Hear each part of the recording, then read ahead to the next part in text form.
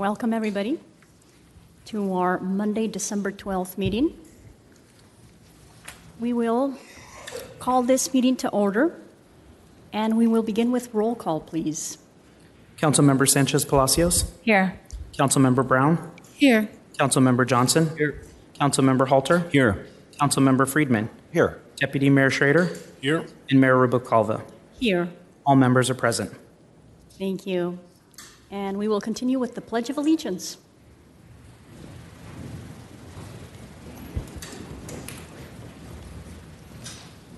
I pledge allegiance to the flag of the United States of America and to the republic for which it stands, one nation, under God, indivisible, with liberty and justice for all.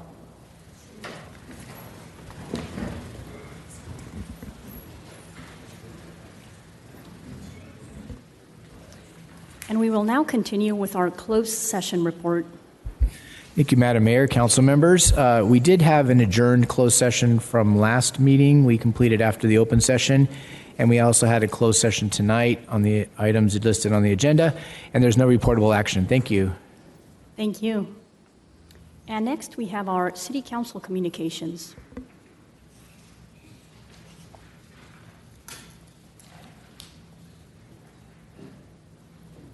No communications at the moment. And I wanted to invite Julie Tumamite up to the podium. If you would like to give us a Chumash blessing.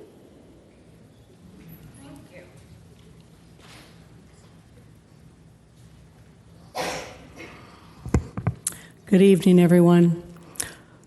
So, Creator, for this day and for moving forward, we ask that we come into this world with our hearts and our minds and our health in perfect order, that we start looking towards the work that has to be done to sustain ourselves, to recognize those that have come before us and the work that has been laid out, and to ask for the strength and the power and the clarity for what needs to be done walking into this future. We thank past council members and recent past. We look forward to the new people that are coming in, and that we open our minds to hearing and working in this beautiful, lovely city together, and remembering the ancient ones that have come before us, our relatives that we know today as Chumash.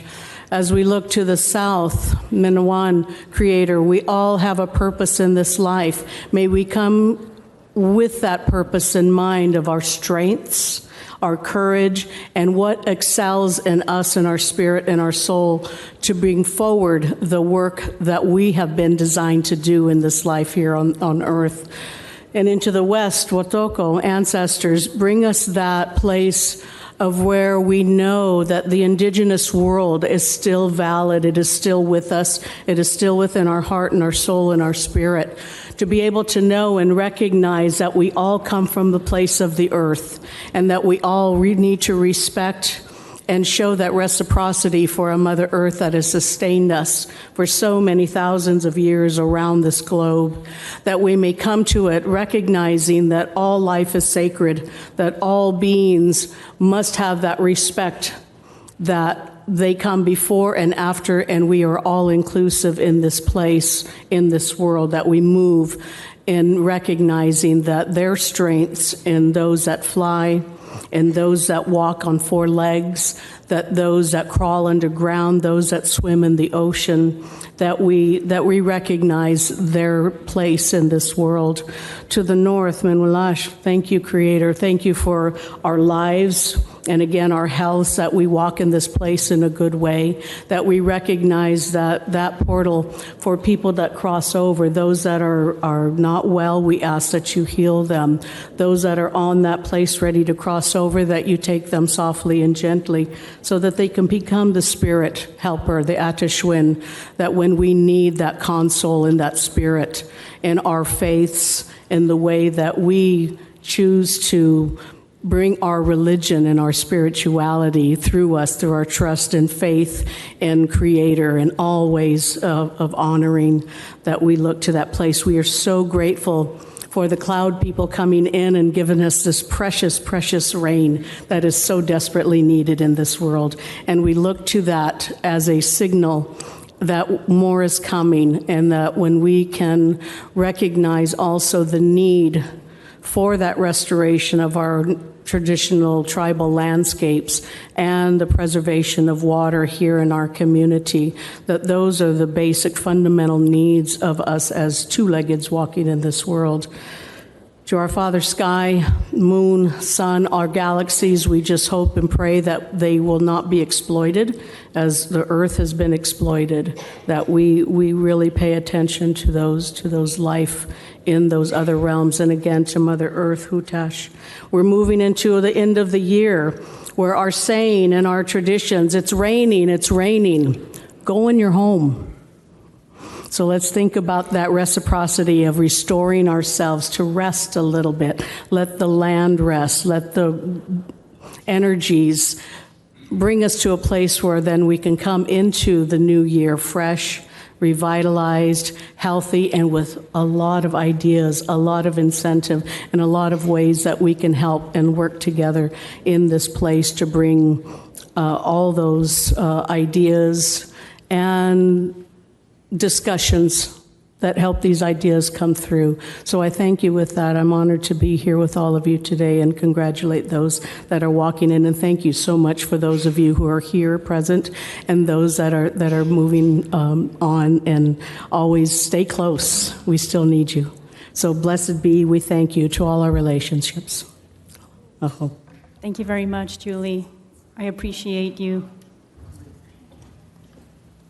And we will continue with our city manager communications. And we have our deputy city manager, Barry Fisher. Thank you, Mayor. I've got 4 items. First one, Spark of Love Toy Drive. The fire departments of Ventura County and ABC News Channel 7 have teamed up again to bring the 30th annual Spark of Love Toy Drive to Ventura County.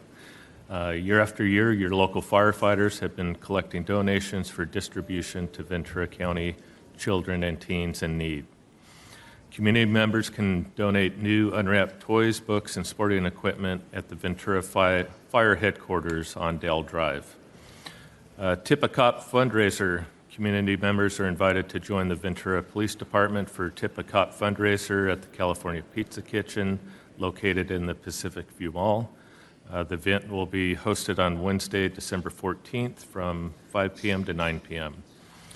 This is a law enforcement fundraising event in which Ventura police officers, accompanied by Special Olympic athletes, assist with waiting on tables to collect tip donations for the Special Olympics.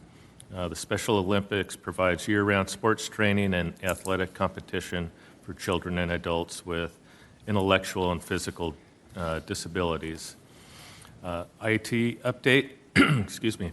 The city's IT department recently received exciting news from the California Public Utilities Commission that we've been awarded $473,000 grant to design and engineer iNet 2.0.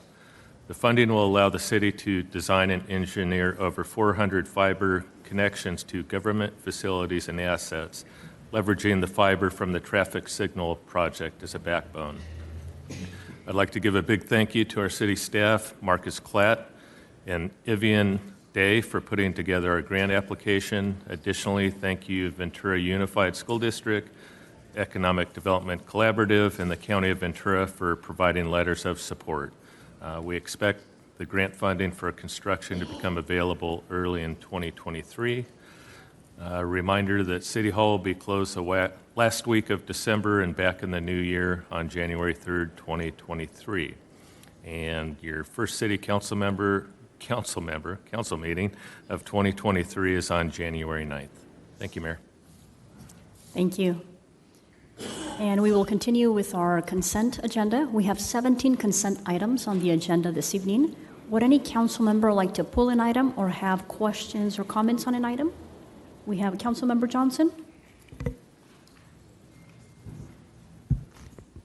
Thank you, Mayor. I have questions on 12 and 13, a comment on 14, and I'd like to pull item number 4, please. All right. Any others? If not, we can go ahead with your questions and comments. Thank you. If we could start with items 12 and 13. This is the extension with, both of them are extensions with Michael Baker International. I don't know if, there's Mr. Shady.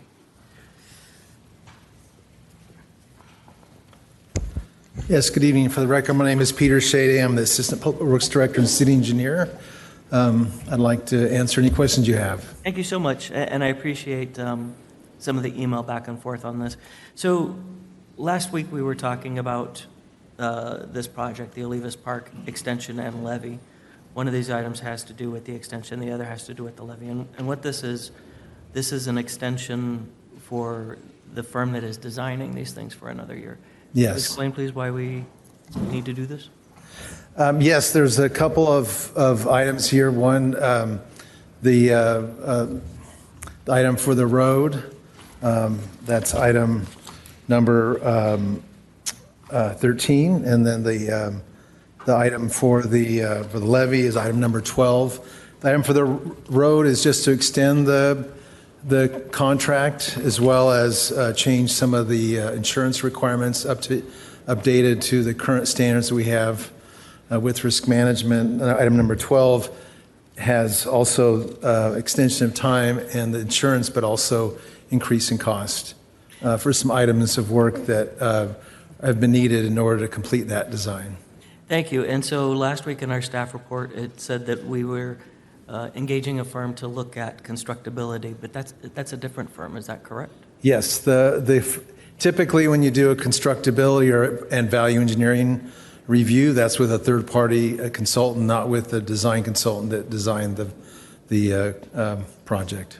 Thank you. And so, am I correct then? So what we're looking at is having this other party, I think it's Philippine, do the examination of constructability, and then we need to be able to go back to Michael Baker for any potential changes. Is that right?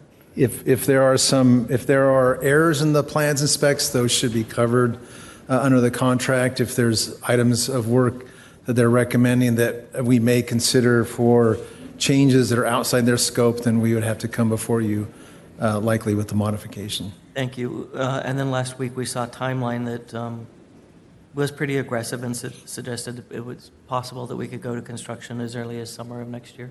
Yes. Would this timeline still apply with going through constructability and back to Michael Baker? We think so. The tall pole in the tent, if you will, is probably the Union Pacific Railroad permit. That's one that we've been working with them for a couple of years now, and we still haven't. We've been hearing that they're making progress, but that still hasn't materialized. So we don't expect that any design changes related to the constructability review would be a delay.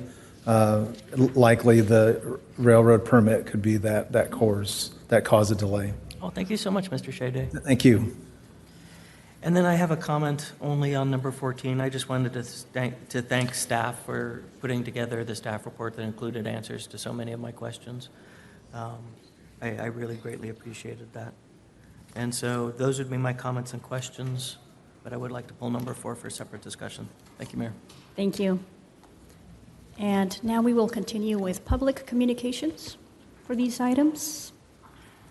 Thank you, Madam Mayor. I have received one speaker card for a consent item tonight. Our first and only speaker is Glenn Overly.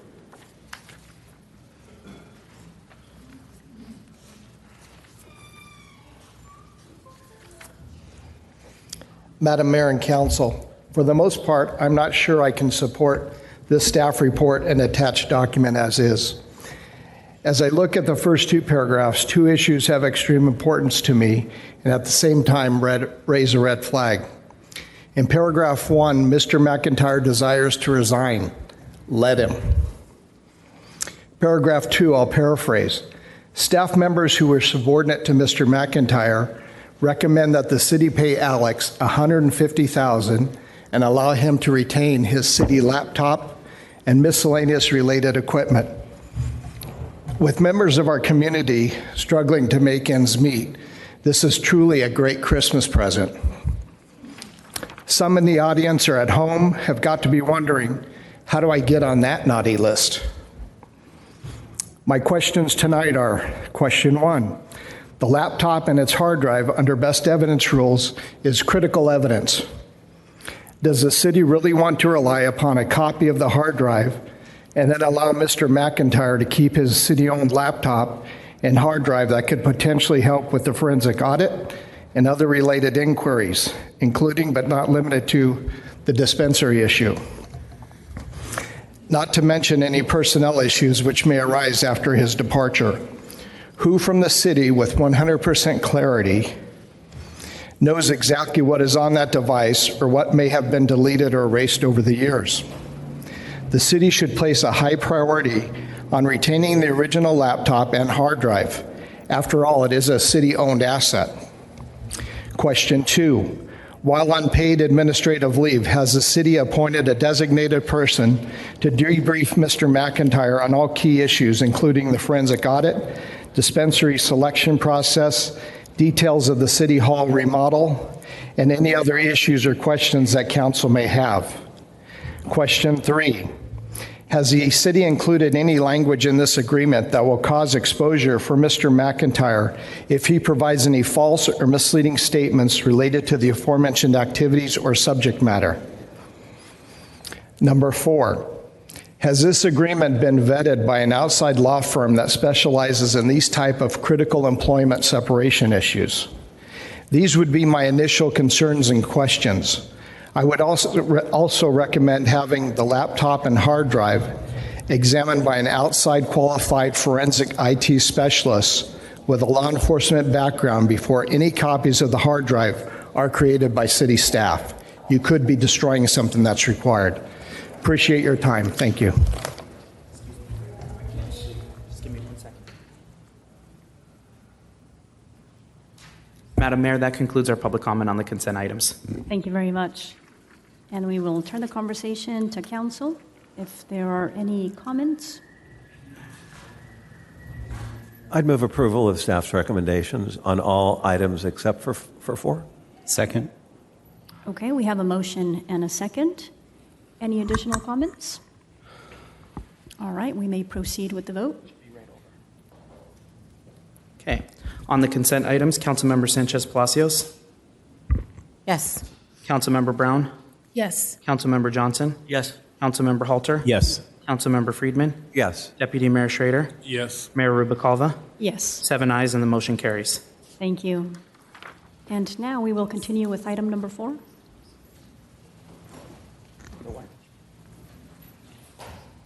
Thank you, Mayor.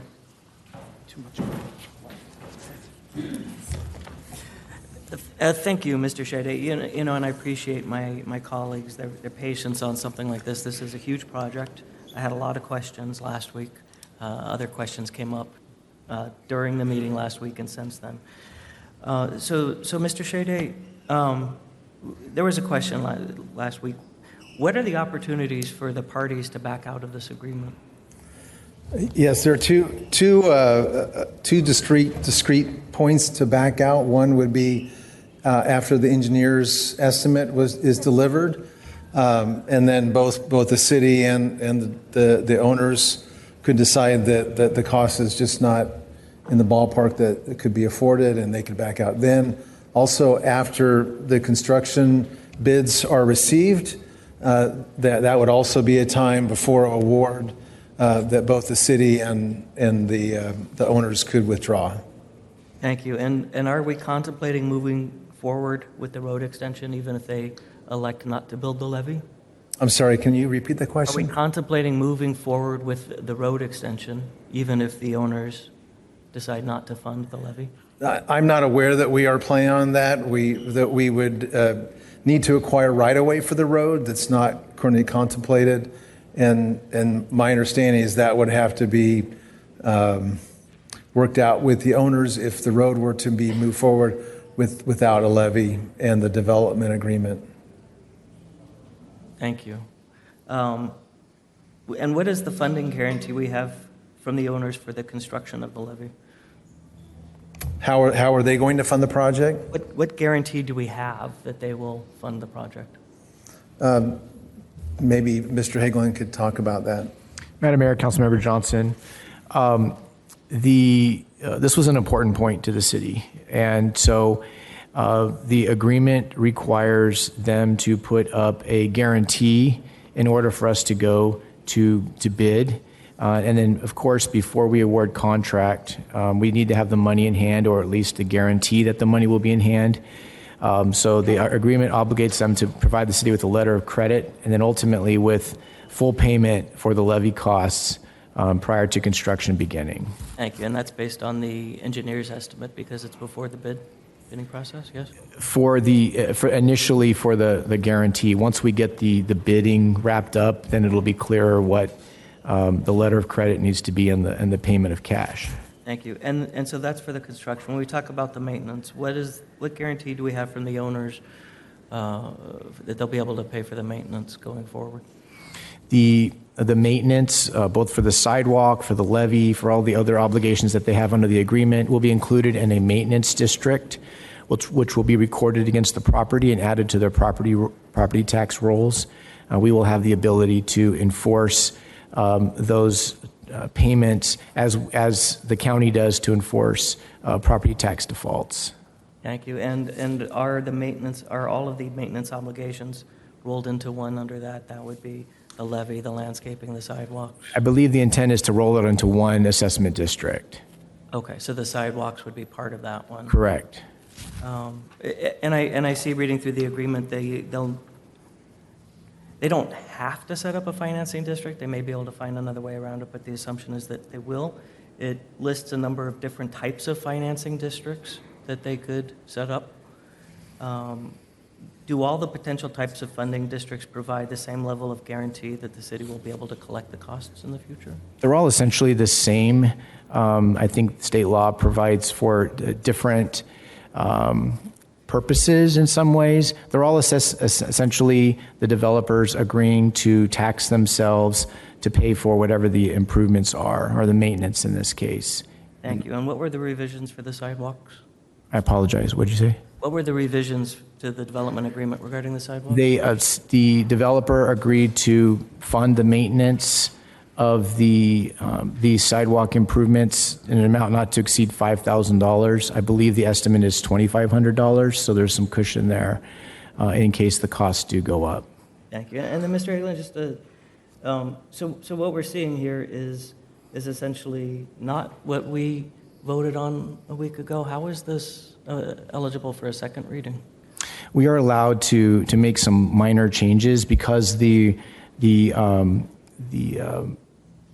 agreement was on the agenda last week, and we discussed the change. We felt that we were within the rules, which allowed us to make minor changes to the agreement for second read. Thank you. Thank you, Mr. Hagelin. With that, Mayor, I would move that we put this one off until the next council has a chance to look into it. And because this, to me, when we've made that change, it should not come back as a second reading. It should go back for a first reading. That would be my motion. Thank you, Mayor. All right, we have a motion. Is there a second? There is not a second, so that motion fails. And so we will go back to consider the original item. Is there a motion? Councilmember Brown, followed by Deputy Mayor Schrader. Just make a motion to approve as recommended. Thank you. Second. Thank you. So we have a motion and a second. Any further discussion? We may now proceed with the vote. On item number 4, Councilmember Sanchez Palacios. Yes. Councilmember Brown. Yes. Councilmember Johnson. Yes. Councilmember Halter. Yes. Councilmember Friedman. Yes. Deputy Mayor Schrader. Yes. Mayor Rubalcava. Yes. 7 ayes, and the motion carries.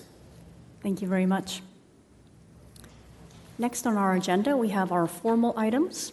We have item number 17, declare the official results for the November 8th, 2022 general municipal election results. And for this item, we have our city clerk, Mr. Michael McDonald. Thank you, Madam Mayor, Deputy Mayor, and members of the council. My name is Michael McDonald. I'm the city clerk, and I am here tonight to present on declaring the official results for the November 8th, 2022 general municipal election. So as you all are aware, we did hold an election on November 8th, 2022 on the ballot, which was consolidated with Ventura County, was for the council members in Districts 1, 4, 5, and 6. And for those 4 seats, the term is from December 12th tonight through December 2026. We did conduct district elections, and 2 things we want to point out here is that for council members from the district, during your term of office, they must live in that district. If a council member in a specific district terminates residency, they have 30 days to seek a new residency in that same district, or they must vacate their city council position. The next thing that I'd like to point out is that the incoming council members will also have term limits. Pursuant to our city charter, section 507, all city council members elected are limited to no more than 3 consecutive 4-year terms in office. This was, as well, the first election in which the county conducted the election using the Voter Choice Act. That means that we had, different than our traditional polling places, we had longer voting times, 11 days, and we had vote centers where folks could vote anywhere in the center, or in the county. A little statistics here on countywide turnout. We did see 505,000 registered voters for the county, 284,013 ballots were cast, putting the county at an overall 56% turnout. One thing of note that I will point out that feels a little different than previous elections is the 89% that was vote by mail. This number is higher than previous elections. As you can see here, 11% in-person voting. I did also just want to give a shout out to our Registrar of Voters, Mark Lunn. This is his final election where he will be our Registrar of Voters after serving 12 years in that role. And I wanted to say thank you to Mr. Lunn for the great relationship that the city has with our Registrar of Voters, and thank his staff for all of their hard work on the election.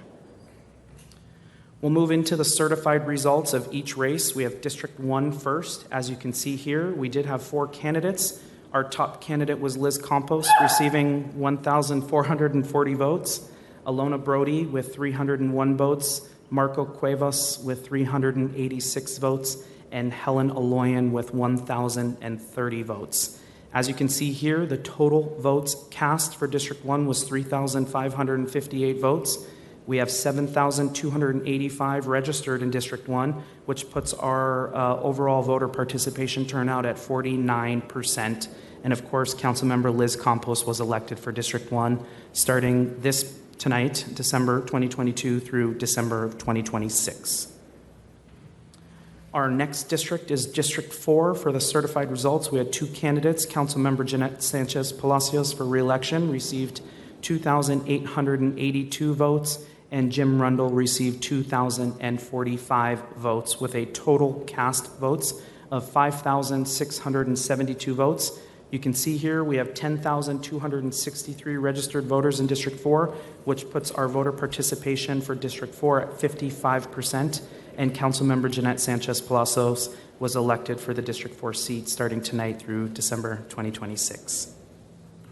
For our next race, District 5, we had 2 candidates. Bill McReynolds was our top candidate with 3,393 votes. Marie Lakin with 3,270 votes puts us at a total vote count of 7,475 with 11,703 registered voters in District 5, and that puts our voter turnout and participation at 64% for District 5. And Councilmember Bill McReynolds was elected to serve the District 5 seat from December 22 through December 2026. And our last district, District 6, for our certified results, we did have 4 candidates. Our top candidate is Jim Duran at 2,089 votes, next by Councilmember Lori Brown with 1,511 votes, Danny Carrillo with 853, Steph Carba with 449, puts us at a total votes cast of 5,421 votes. Registered voters in District 6, 9,839, which puts us at a 55% turnout voter participation in District 6. And Councilmember Jim Duran was elected to serve the District 6 seat through tonight till December 2026. With that, I bring the recommendation, and the recommendation is to adopt a resolution declaring the official canvass results for the general municipal election held on November 8th, 2022, electing 4 council members representing Districts 1, 4, 5, and 6 for a term of 4 years. With that, I am available for any questions. Thank you, Mr. McDonald, for the presentation and all the information. We will take questions from council members, if there are any. And if there are no questions, Councilmember Johnson? Thank you, Mayor. My question, Mr. McDonald, do you appreciate how much I appreciate you and your staff? As somebody who's been through this, and knowing people across the state who have been through this process, thank you for doing such a good job with making sure everybody had all the tools and resources they need and deserve, and being there for all the questions and having answers and looking into things and making sure you knew what you were doing. So thank you so much. You are a guardian of democracy. Absolutely. Well, thank you for that. On behalf of my staff as well, we appreciate those kind words. And thank you. And thank you to all the candidates. I have to admit, my first election cycle with the City of Ventura, and it was pretty smooth. So thank you to everyone who participated. All right, thank you for that. Do we have any public comments on this item? Yes, Madam Mayor, we have one public speaker, Denise Wise.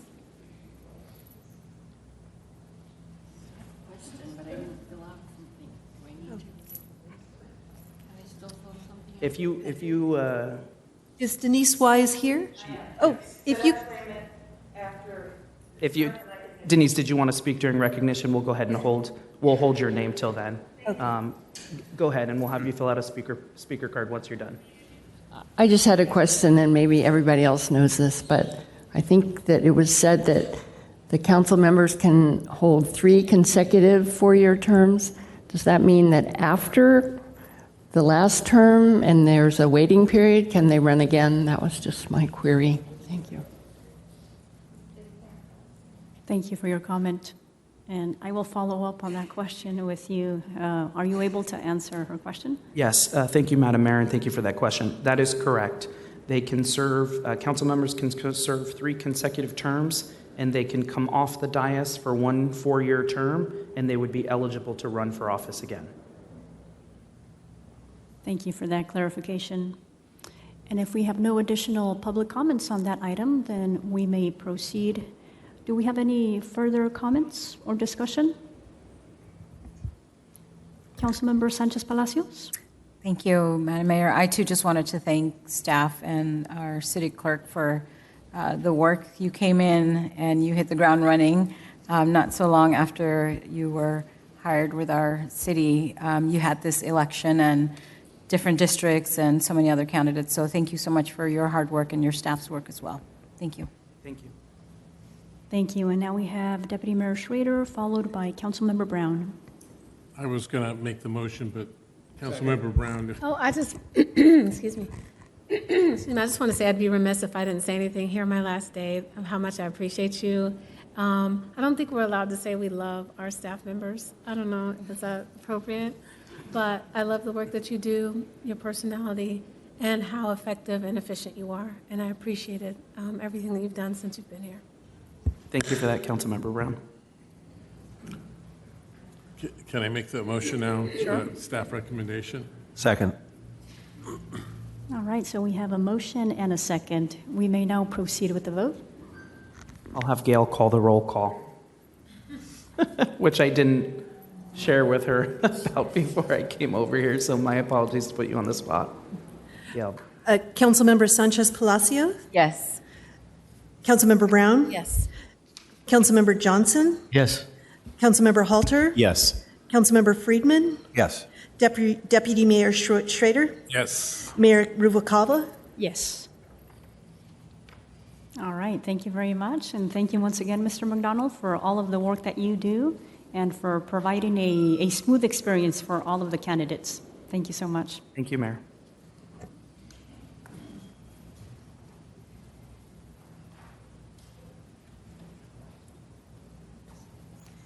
And so now we will continue with special presentations, and I will hand it over to Deputy Mayor Schrader. So we have council members leaving tonight, and one of those is our wonderful mayor, Sofia Rubalcaba. Her term went from 2018 to 2022. Sophia is a native Venturian, elected to City Council in November 2018, representing the Great District Number 1. She was appointed to the role of Deputy Mayor by her colleagues in December of 2018 for the first 2 years of her term, and Mayor in December of 2020. Mayor Rubalcava's commitment to public service has furthered the vision of the city, reinforced the city's fiscal strength and stability, and built collaborative and productive relationships with other cities and governmental agencies during some of the most challenging times in the city's history. She has earned considerable respect and goodwill among members of elected and appointed bodies, city departments, employees, community members alike. And my dog Bruce really likes her. Her desire to make a positive impact within the community of Ventura has led her to become a valued advocate for many crucial causes, such as enhancing bilingual communications throughout the city, affordable housing, economic development, and education. On behalf of the City Council, the residents and employees of the City of Ventura do hereby issue this proclamation to Sophia Rubalcava in recognition of her many achievements as a council member. We extend our gratitude and appreciation to Sophia for her service. We congratulate her for a job well done and wish her continued success in future endeavors.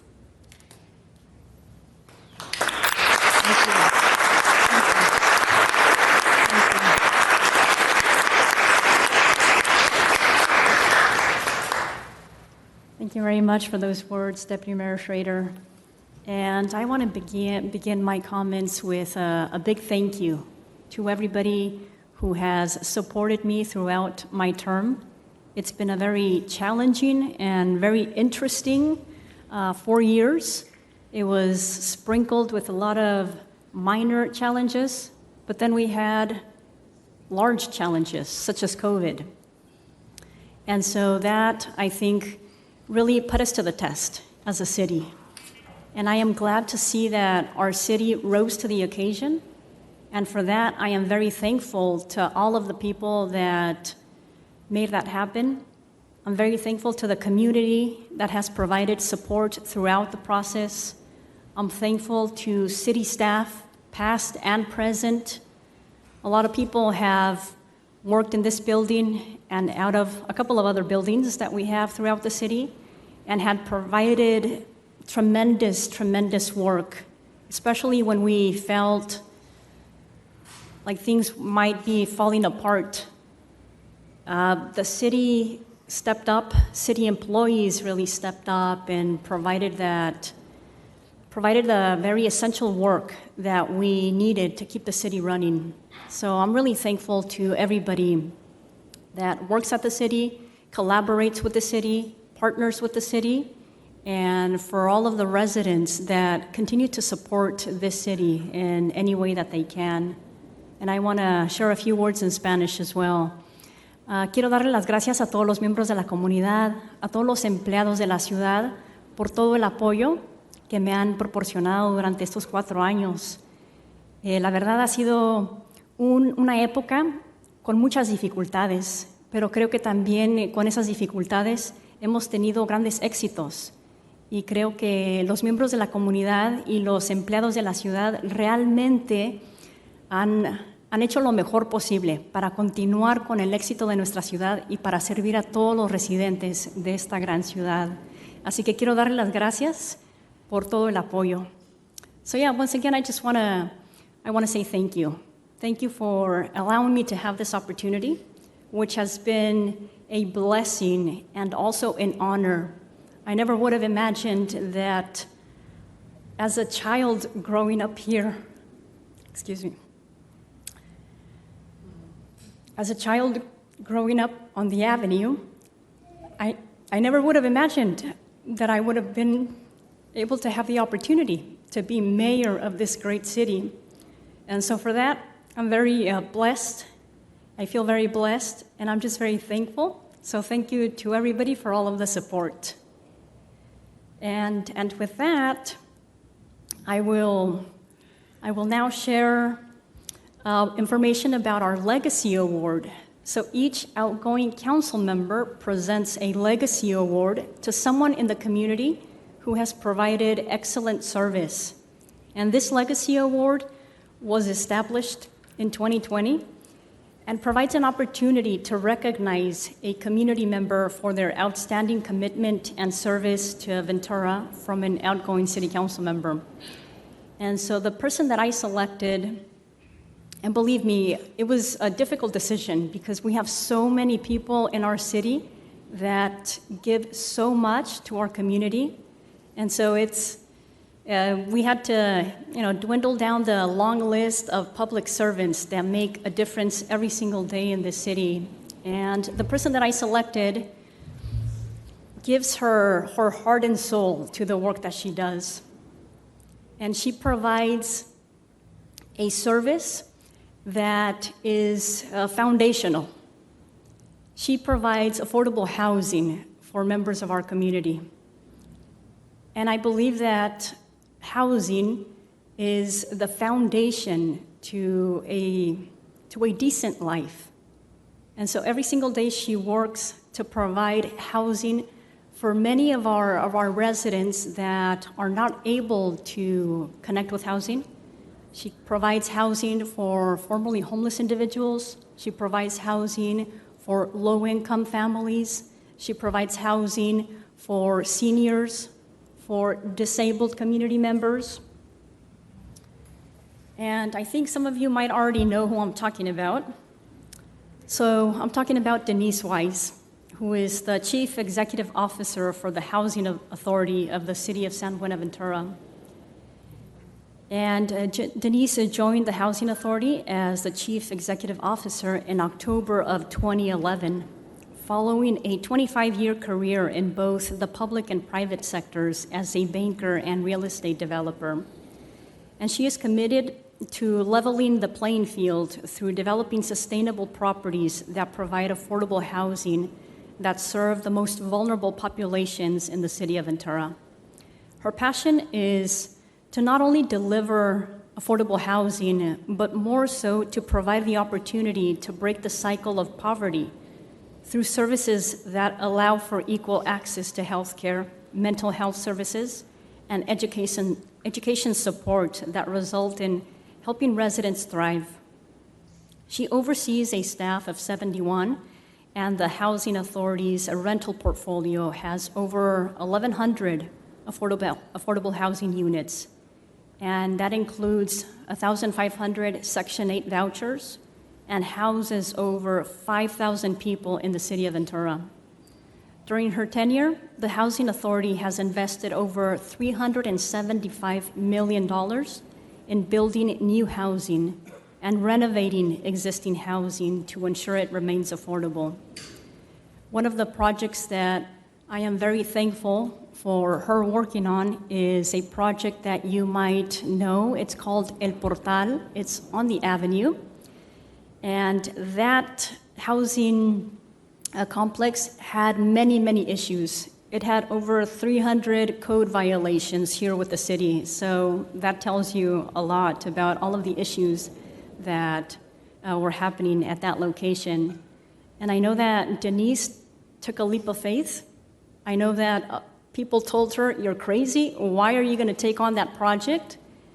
But that's the type of person that she is. Where she sees a need, she will commit to it and she will make it happen, regardless of how difficult it seems to be. So that's one of the things that I really admire about Denise. It seems impossible until Denise gets in there and figures out a way to make it happen. But she doesn't do it on her own. She brings in community partners. She put together a great team of staff members. And so Denise just really makes it happen. She works with different organizations, different community stakeholders, finds funding for these projects, and just makes it happen. So in a short amount of time, that place went from being a location that received the most calls for police and fire services to now becoming a thriving and successful place that houses many low-income individuals, formerly homeless individuals, seniors, and just people that need a place to live. Another thing that I wanted to mention about some of her projects, the Westview Village. Westview Village is the oldest housing project in the city, and when Denise came in, she saw a larger vision for it. So she has since doubled the amount of units, and now those units are eco-friendly, they're 100% electric, they're just a model of sustainability. And so these are the types of things that Denise does when she is handed a project. And so for that, Denise, I would like to recognize you with my Legacy Award for making such a large contribution and a big difference in the city of Ventura, but especially on the west side, on the avenue. You have seen the humanity in people on the avenue, and you have provided housing that recognizes that. So for that, I would like to recognize you with the Legacy Award, and I will invite you up to the microphone to say a few words if you would like. Let's give her a round of applause.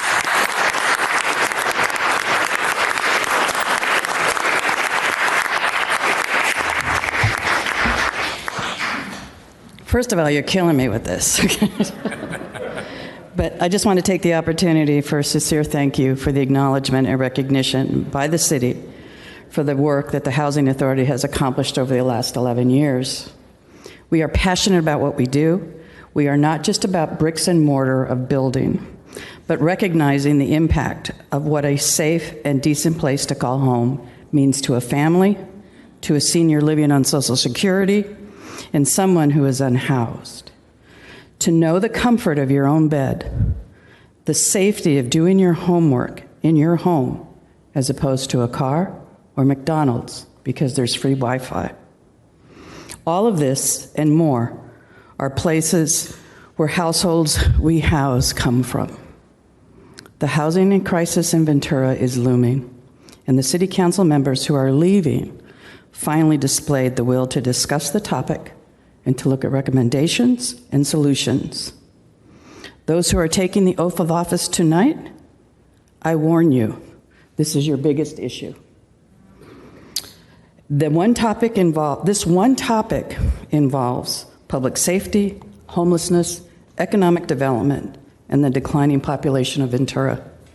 It's a multifaceted issue, and we at the Housing Authority will do everything we can to be an active partner to bring in solutions and ideas.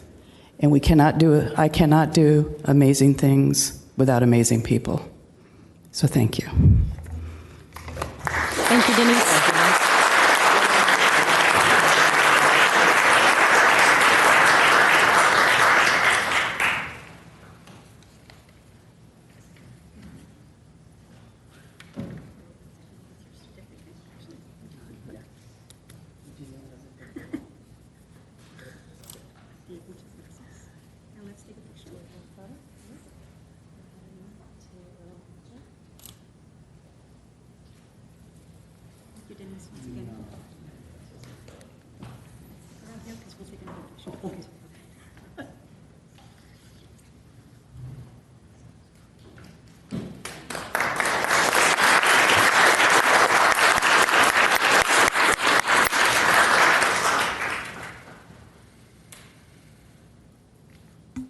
Once again, thank you, Denise, and your team. You all do a wonderful job.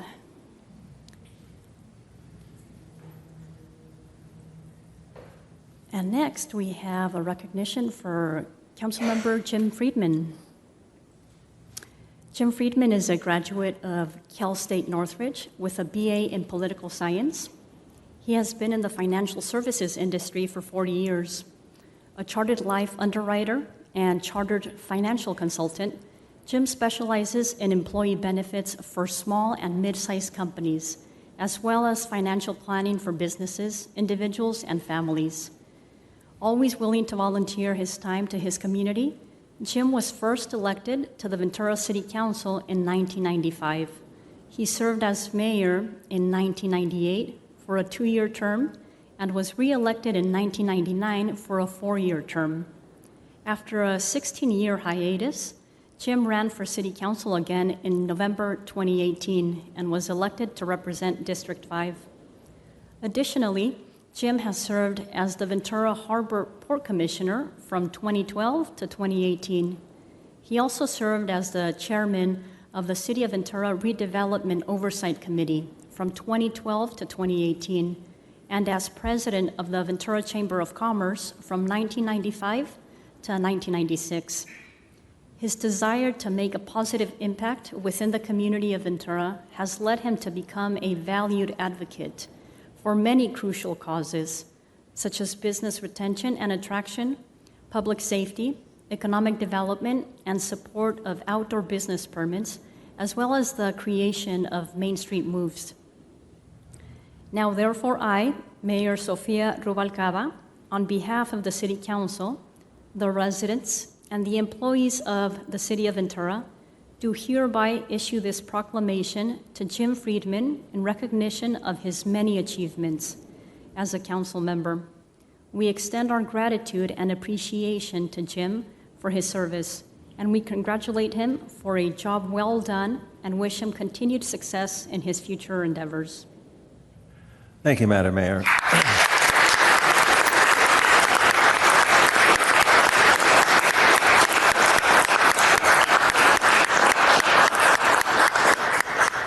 It's no wonder I feel so tired. First and foremost, I would like to thank the residents of District 5 who gave me an opportunity to step up once again and serve my city. It's been an honor to serve as District 5's very first elected City Council representative. A very special thanks to Jane Farkas, who stepped up to serve as my planning commissioner. It's a thankless job, but your willingness to serve says a lot about your commitment to public service and our community. Next, I would like to thank our very hardworking city staff. All too often the target of complaints and criticism, I tip my hat to all of you for showing up every day to provide our residents with the essential services that we have all come to expect. Special thanks to Mary Joyce Ivers. I know I drove you crazy with my never-ending obsession with sidewalk improvements. You cheerfully responded to every one of my requests, and I sincerely appreciate your help. I would like to thank Chief Schindler and Chief Andaya for the responsiveness you have shown our residents over the past 4 years. I can't begin to tell you how many times I heard from constituents letting me know how much they appreciate the efforts of the men and women of our police department. Congratulations to my friend Andy Hageland. You filled some very big shoes when you were appointed to replace Greg Diaz as city attorney. You are a real gentleman and have done a great job. Nancy O'Connor. What can I say about Nancy other than in the 12 years I have served on the city council, you have been by far the most responsive staff person I have ever worked with. You really understand the importance of customer service and responding to and resolving issues as quickly as possible. Whether it was trees, sidewalks, or park issues, you always went above and beyond for the residents of District 5. Thank you, Nancy. And now for my colleagues, both past and present. Last week, Sandy Smith received the Citizen of the Year Award by the Ventura Chamber of Commerce. Congratulations, Sandy. This honor is well-deserved. I will always remember the fun times we had serving on city council together back in the day. You're a good friend, and I love you like a brother. Mike Tracy, you have been like the older brother I never had. We never served on the council together, but you have always been by my side, supporting me in everything I've done on my 12 years on the city council. Now on to my adopted little brother, Supervisor Board Chair Matt Levere. You were 17 years old when I was first elected to the City Council. And you were one of the main reasons that I decided to run again after a 15-year hiatus. How cool is it that we got to work together on the council when you were mayor? You have been a constant source of support and inspiration for me. Sophie and Lori, I would just like to say good luck going forward in all your future endeavors. Spending 2 of our 4 years together under the shadow of COVID was certainly challenging. We may have not always agreed with each other, but I do respect you both for the time and effort you invested in helping lead our community during such difficult times. Joe, Doug, Jeanette, Mike, Liz, Jim, and Bill, our new city council, I wish you all the luck in the world dealing with the challenges ahead. Please be kind to each other. You will serve our community much better working together than working against each other. My new friend, Bill McReynolds, I can't tell you how proud I am of you and the campaign you ran to secure your seat in District 5. It is my honor to pass the baton to you tonight as you begin serving the residents of District 5 for the next 4 years. And finally, my wife, Kelly. She couldn't be here tonight because she's still dealing a little bit with COVID we both had a couple weeks ago. She recently retired from the Ventura Unified School District after 32 years. She is the unsung hero, and without her help and support, none of this would have been possible. Thank you, Kelly. I love you. Well, that's it for now. And notice I said for now. Thank you once again for giving me the opportunity to make a difference in the city that I love so much. Thank you again.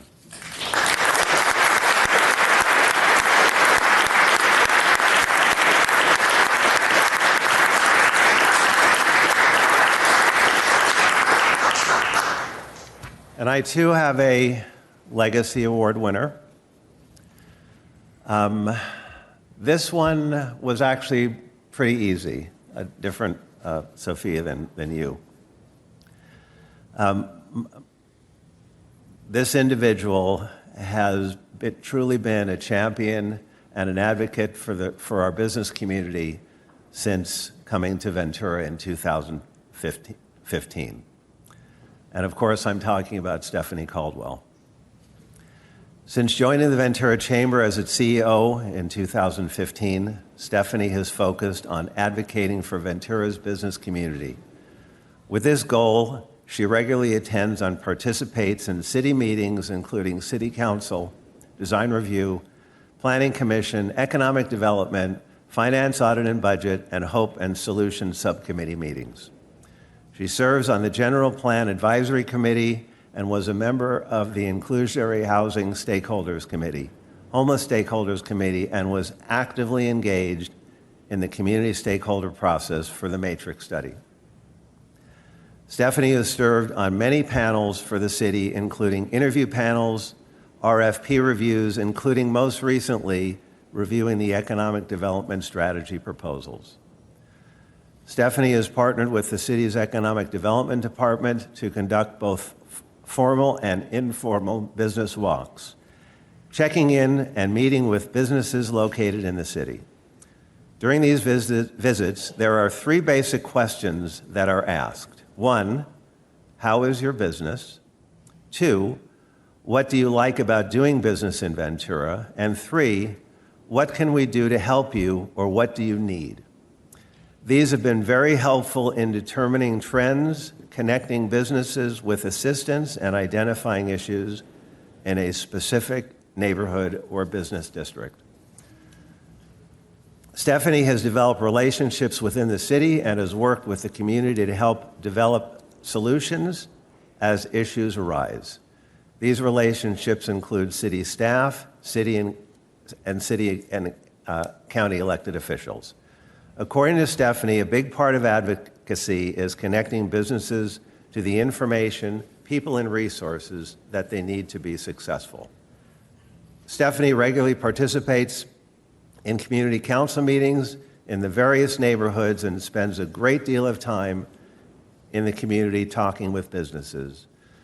Stephanie, you have clearly demonstrated that you are a tireless advocate for Ventura's hardworking business community, and for that I am honored to present you with District 5's City Council Legacy Award.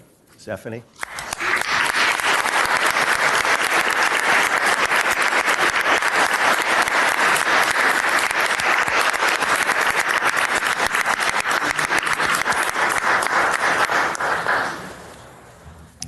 Wow, thank you very much. For those of you who know me, know I do not like to be the center of attention.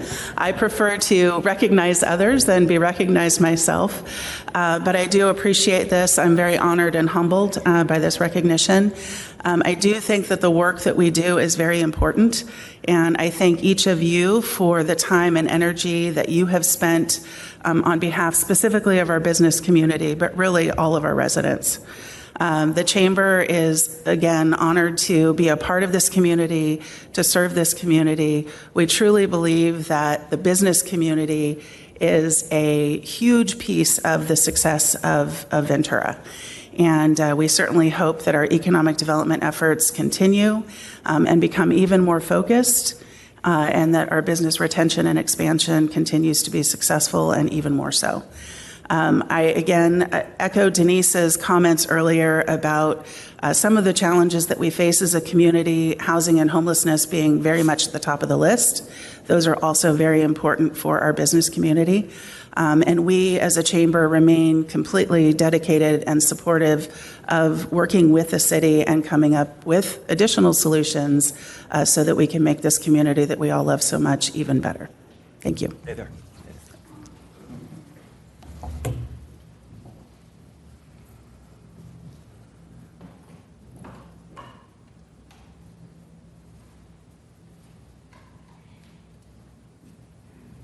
Congratulations.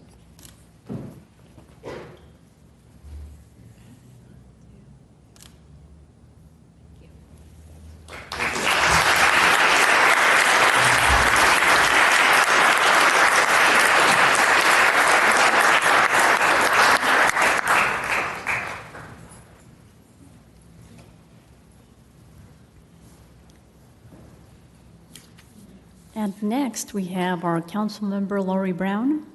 Lori Brown was elected to Ventura City Council in November 2018. And in addition to serving as city council member, Lori is a public servant for the county of Ventura.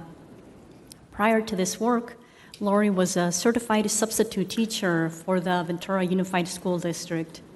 In her professional life, she owns a writing, media, and communications business.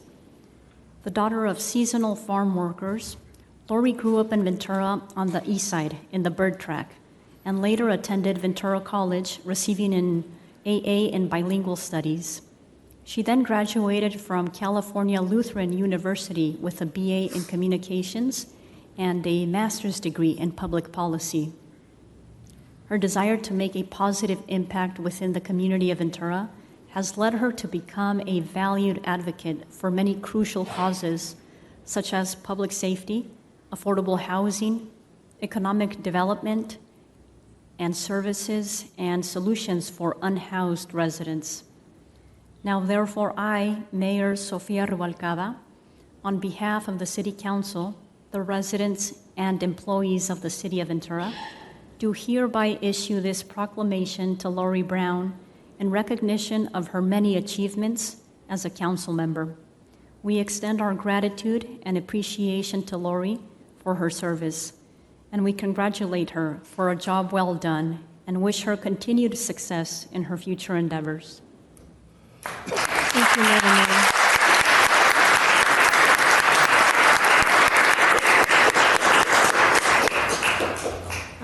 2022 has definitely been a year of loss. The loss of my son, and of course, loss of office. But loss does two things. It makes the most important things rise to the top and help you focus on what really matters, and creates an opportunity if you have the courage to grasp it. I served, we all served, during one of the most difficult times during this country has seen with the pandemic, the social turmoil surrounding the death of George Floyd, and I'm satisfied that we took the hits necessary to continue to move the city of Ventura forward. I like to tell people it was God and grit that helped me raise my boys. It was God and grit that got me through the last 4 years, and it was God and grit that has gotten me thus far through the tragic and untimely loss of my son. And now whatever destiny has for me in my future, I'm ready for it. I want to say thank you to all the staff whom I've had the pleasure to work with. Thank you to my colleagues who took this wild ride with me and saw the merit of my arguments even when we did not agree, but conceded to those ideas that we shared and to that which we had in common and not what we did not. I just wanted to share a little bit. I served specifically so that the city of Ventura could benefit from my public budgeting and community development experience. Having been born here in 1974, living here most of my life, I sought to make the city of Ventura a better place for my family, for my boys. I really believed in sustainable planning for the city of Ventura. As chair of the General Plan Committee, I served on that 2 years with a rigorous advisory board of over 20 people, where we had a lot of discussions and a lot of input from stakeholders and community members about housing affordability in the city of Ventura. I also was chair of the HOPES Committee, which is a Housing Opportunities, Proactive Engagement and Solutions Committee, and co-chair of the Finance Audit and Budget Committee. I just wanted to also highlight that I introduced 3 new unprecedented policies in the city of Ventura that were approved and adopted by council, addressing diversity and equity in city culture, inclusion and engagement of underserved communities, and with my colleagues, helped with rental protections for our most vulnerable residents. The important part about me, and I know this is a silent thing, and I don't say it very often, but this is my last day, so I'm just going to say it. As the first African American elected to this office in the 150 years of the city since its inception, I brought a balanced voice to important conversations that had a perspective that was just a little bit different as a woman of color regarding infrastructure, support for small businesses, streamlining city business operations, sales tax revenues, improving city services overall, in addition to housing affordability and what we can do to engage some of our underserved residents. One of the things I'm most proud of is my unapologetic support for our fire department, our first responders, and really leaning into the need for us to have fire. Basically, I petitioned for fully staff of our first responders, making sure that we all approved in the fire facility repair to bring them up to code, and protecting Fire Station 4, and finally us all adopting the 5-year strategic plan. Of course, I didn't do it all by myself, but I was definitely a loud, clangy, ringing bell voice, and I was happy to do so. Some of the other things I did for District 6 was making sure Johnson Drive got resurfaced, and then list goes on, including the sidewalk repairs, approving and advocating for us to increase the amount of money used to fund sidewalks. So a lot of times people think, are you one note? What did you do while you were on council? And I like to say I got in there, rolled up my sleeves, got my feet dirty, and we just did a little bit of everything. And I'm proud to have done that. Just to wrap up, I just wanted to say also that I appreciate having served with everyone up here. As I mentioned earlier, I'm not one of those people who expects someone to agree with me. I actually look forward to disagreement. I want to hear the other side. I want to know where I might be wrong.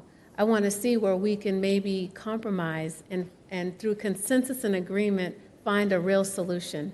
One of the things that when I first got elected in 2019, that the council members at that time said to us, when we came in, they had lunch with us and they sat us down and said, hey, when we get up on the dais and we disagree while we're on the dais, we have an argument, we have a rigorous discussion, but when we go back there behind closed doors, we're just people, and we bury the hatchet, and we start over anew at the next meeting.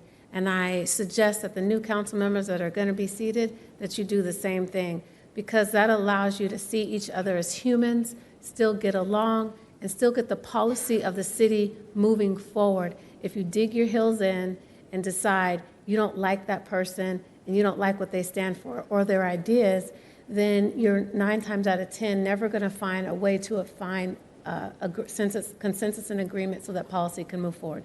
But I'm going to get off my soapbox.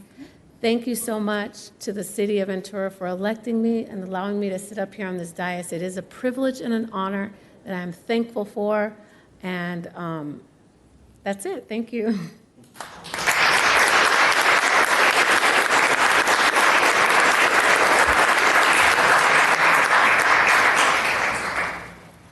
So now I'm supposed to talk about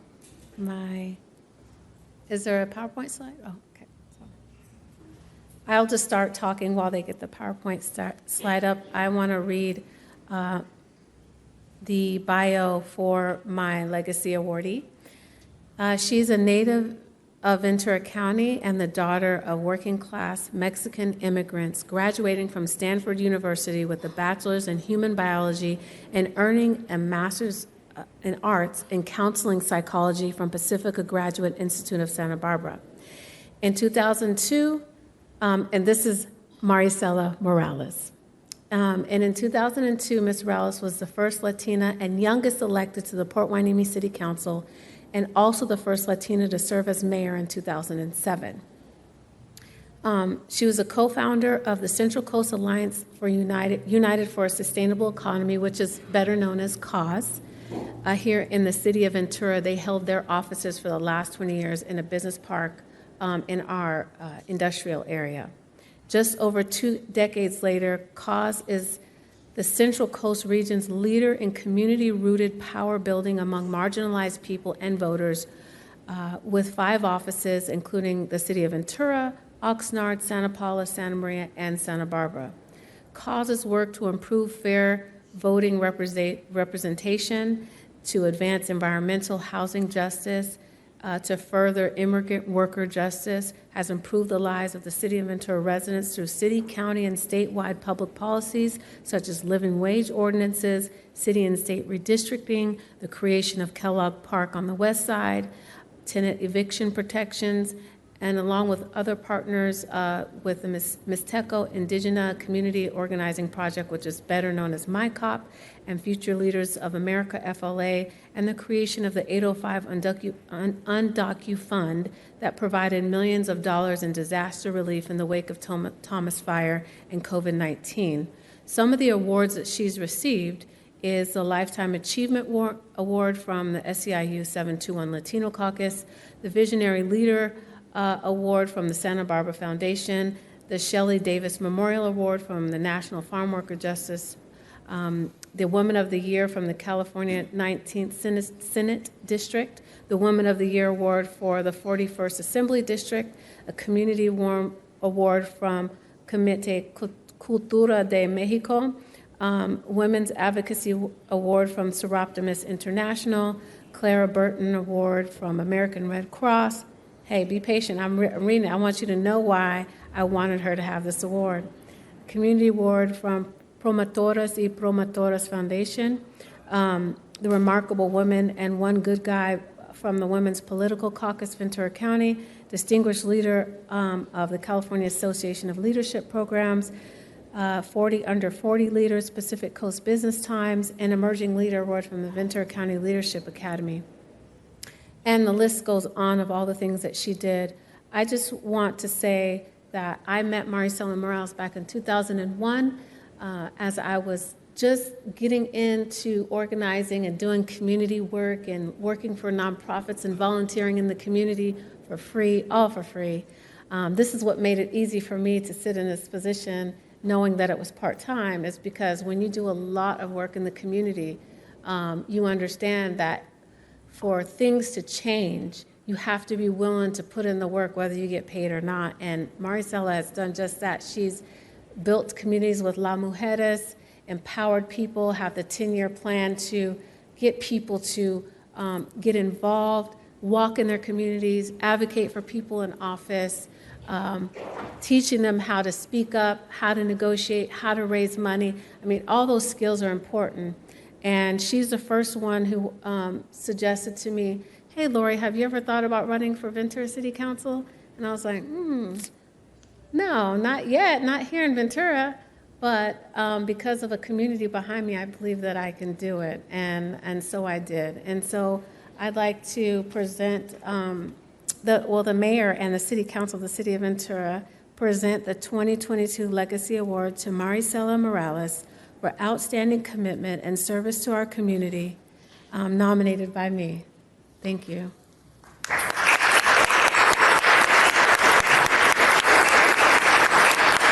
Thank you. Thank you so much, Councilmember Brown. It's a real honor to have you present me with this award. It's particularly timely because I am transitioning out of cause after 21 and a half years. I figure I've maybe helped grown up cause, and maybe it's helped me grow up. And so after 21 years, maybe I'm ready to leave that home and venture out. So as of December 31st, I'm no longer executive director of cause. And it's been a labor of love, like any of us who are committed to the community, to the public welfare, and for me in particular to justice. You know, when we say the Pledge of Allegiance, we end with justice for all, and that's an ongoing struggle. Particularly for low-income people, for people on the margins, young people, people of color, immigrants. And it's been a lifelong love of mine to be committed to justice and to do it through cause. And I remember coming into the chambers here with the living wage ordinance of the city of Ventura. I believe Councilmember Friedman, you were on the dais then. And Doug Halter, Councilmember Halter, I believe you were a supporter of the living wage while you were an active leader with the Chamber of Commerce. And the city of Ventura was the only city with the Chamber of Commerce that publicly came out in support of a living wage at that time. So it's been an incredible pleasure. Cause is really about democracy at its heart. It's about bringing people who aren't usually involved, aren't usually in the halls of power, to be connected and to have a voice and to say what is important to them based on their lived reality. So I thank you for this recognition, Councilmember Brown, and let's see what we both do after this. Thank you so much.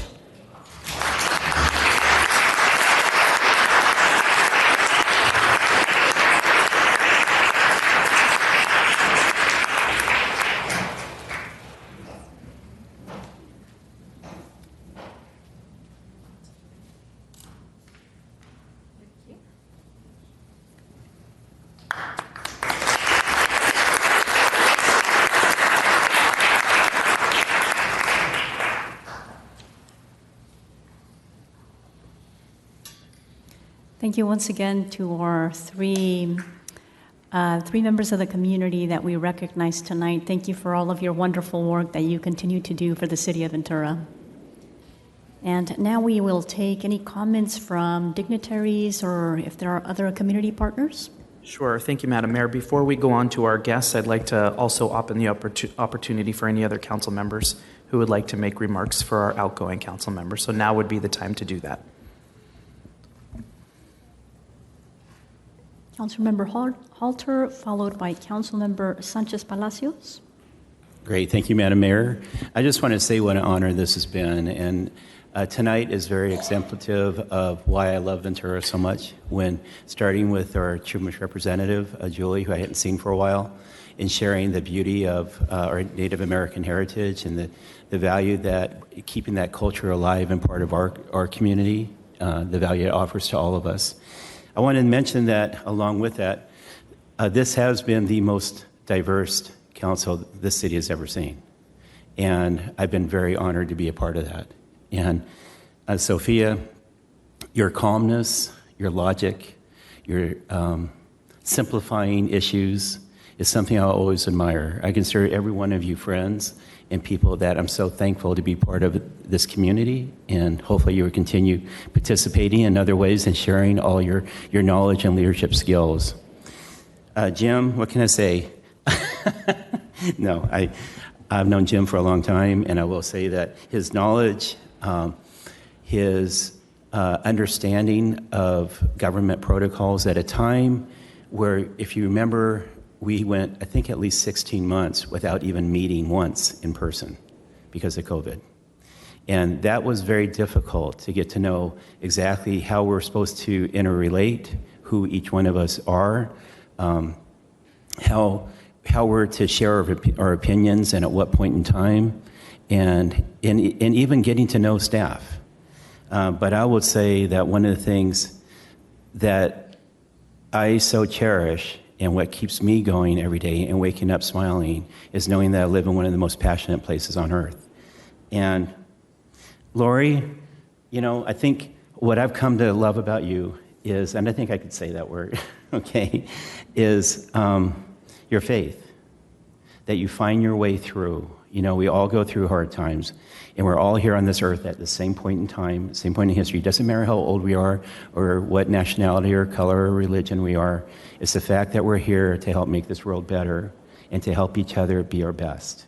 And having you on the council and getting to know who you are as an individual and bringing another viewpoint to the council has been really something that I will cherish as I go forward being on the council, and I will miss you.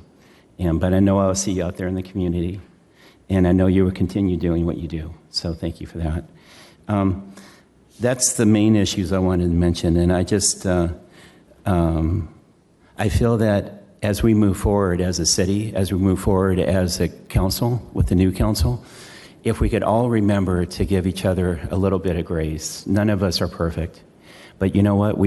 It's obvious we all care about this city. We may not always agree, and that's what I've said before, is that, you know, you can count on the fact that I will always be accessible. I will always listen to anybody who wants to talk about our city. It's my favorite topic. And I'll always do my homework. And I'll always choose to make the best decision I can on behalf of our community. We may not always agree, but let's continue to try to be that shining star, that example for the rest of our country and for the rest of the world, and learn how we could better work together in a very productive, happy, exciting, passionate way, where we share all different viewpoints before we come to a conclusion. So that's what I will continue to do for at least the next 2 years. And I cherish the moments that we had, and the fact that my only disappointment is the fact that 16 months of not being able to be together, there's a lot of missed opportunity for memories, but I have enough to keep me going and make me smile when I think about all three of you. So thank you.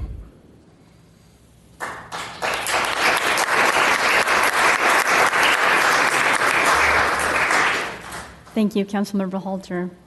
Now we have Councilmember Sanchez Palacios. Thank you, Madam Mayor, and thank you, Councilmember Halter, for being so nice. You know, I won't let the entire cat out of the bag, Mayor, but I just have to say I really appreciate the bonding that you and I were able to have here on council, and of course, Lori and Jim, you all, you know, allowed me to come on board and help me along the way, and I really appreciate that. For those of you who see Mayor Rubalcaba as quiet and calm, I have a different perspective, but it's okay. She's quite the, she's got a great energy. And I just feel like we were able to build a friendship beyond council, I hope.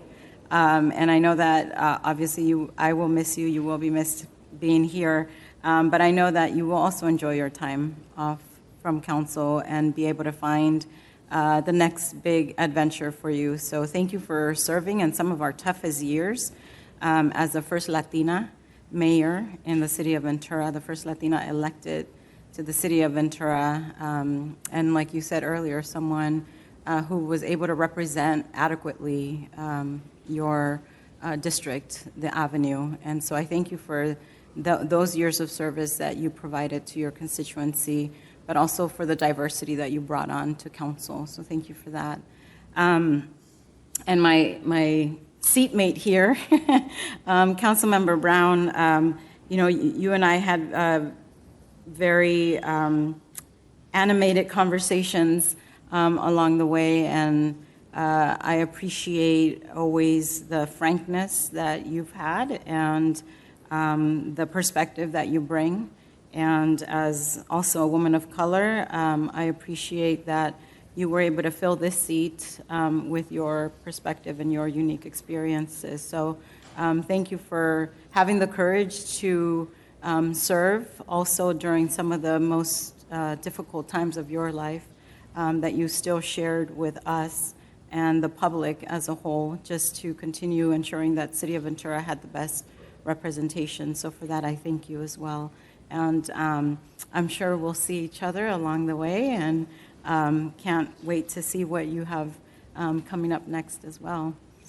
And of course, my unlikely friend, Mr. Friedman. When we first met, I think we started off kind of rocky, kind of like, who is this guy and who is this gal? But again, I appreciate the diversity in the thoughts and in the thinking of how you see issues and how you come across with your own unique perspective as well. And I feel like from our friendship and our relationship here on council, I've been able to grow in some of the areas that perhaps I hadn't really been involved in. And I thank you for taking me under your wing, if you will, to sort of show me some of the issues and crucial things that need to happen in the city of Ventura. And I appreciate the differences that we have, and yet I appreciate the commonness that we were able to find and that we were able to use to be able to bring some good things to the city of Ventura. So you will also be missed, and I appreciate it, but like I told you, and I apologize, Kelly, in advance, I will try not to bug you as much, but I certainly have you on speed dial should the need arise. So thank you, and I wish you and Kelly the best in these next years as she has retired, and you as well. So thank you so much.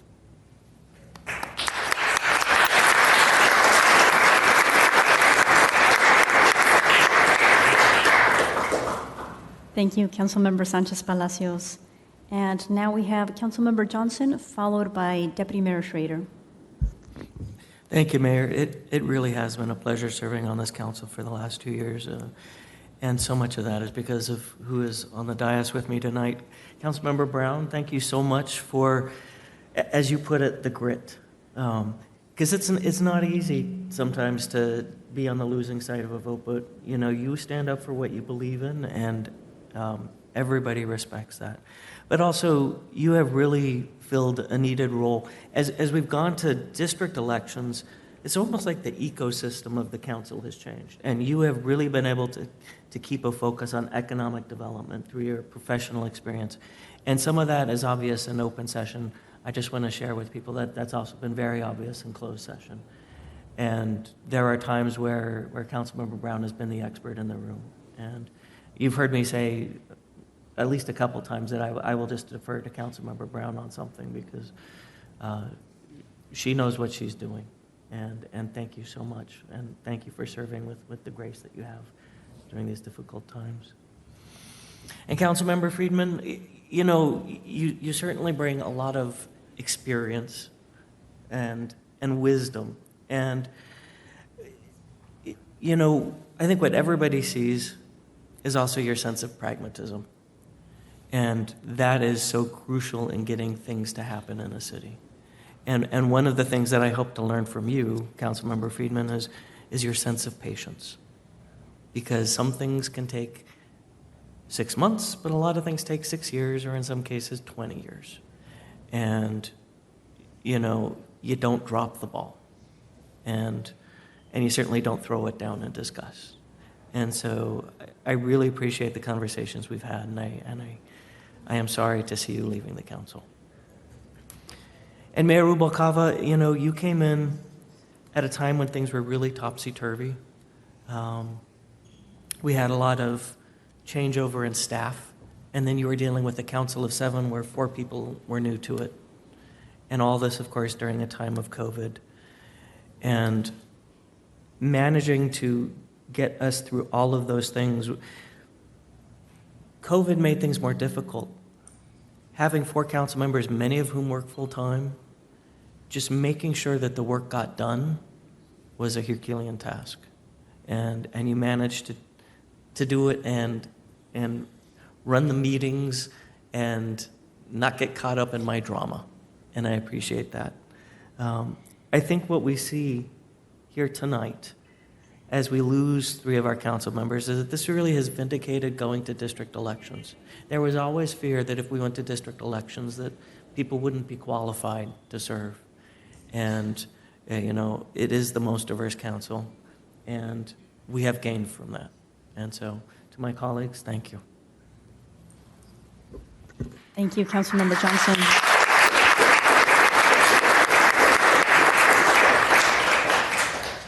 Thank you, Councilmember Johnson. And now we have Deputy Mayor Schrader. There's been a lot of nice things said about the 3 people that are leaving tonight.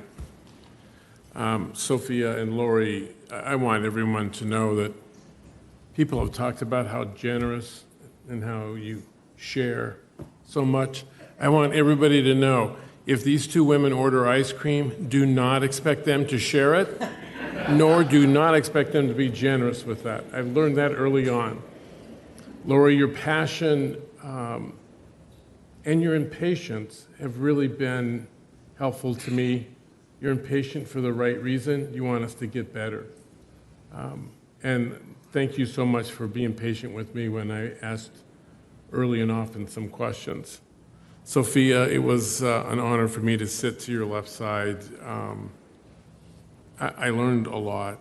I have to fight with my own impatience, and I watched and just saw how patient you were the whole time. You've been an unbelievable asset to this city. Thank you for that. And Jim, early on, I asked you a lot of questions. You called me up one time. I think it was like the 3rd or 4th meeting that we had, and the next day I was criticized quite a bit, and Jim called me up to make sure I was okay. And so I asked for his advice about how to take criticism from the public. He said, Joe, what do you think of Michelle Obama? I said, I admire Michelle Obama a lot. He goes, well, Michelle Obama said, when they go low, I go high. And I said, Jim, that's really great advice. He goes, no, I don't believe in that. When they go low, I want to go lower.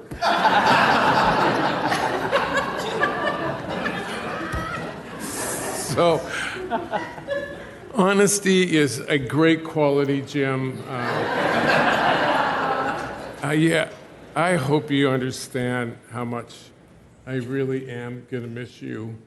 And I'm going to call constantly. And for the 3 of you, thank you very much for opening up to all of us here and during really tough times. If you can imagine putting 7 diverse people together during COVID and you don't get to meet first 16 meetings or first 16 months.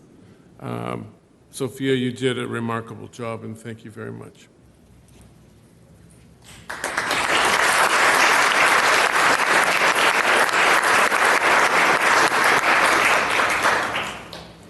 Thank you, Deputy Mayor Schrader.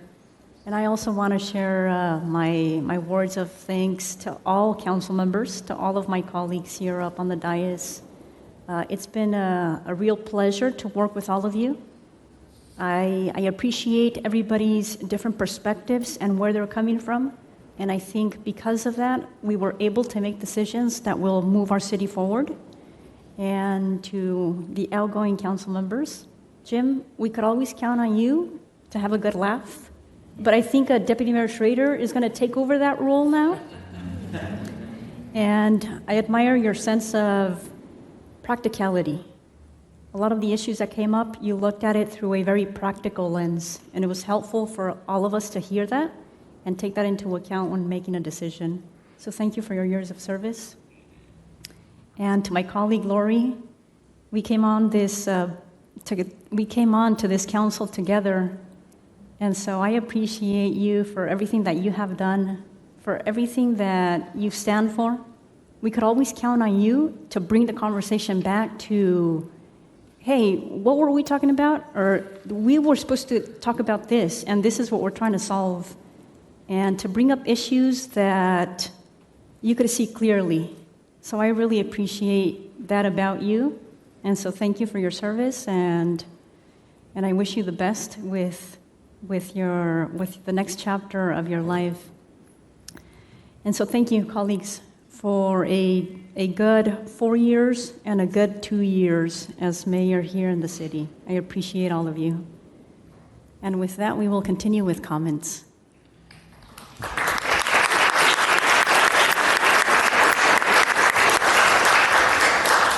Okay, thank you, Madam Mayor. We do have several dignitaries in the room with us tonight. In addition to who is in the room, I did want to point out on this highly decorated table here, we've got some certificates for you all, in addition to the proclamation that the mayor mentioned. Not able to join us this evening, but did provide certificates is the office of Congressman Salud Carbajal, the city of Oxnard, the city of Moorpark, and the city of Camarillo. And I did also just wanted to take a quick second to recognize that also in the room with us this evening, we do have District 5 Supervisor from the County Board of Supervisors, Supervisor Vianney Lopez. Thank you for being here with us tonight. Our first speaker we have with us this evening is Supervisor Matt Lavier, our current board chair for the Board of Supervisors, former mayor and city council member for the city of Ventura. Matt, go ahead and come on up.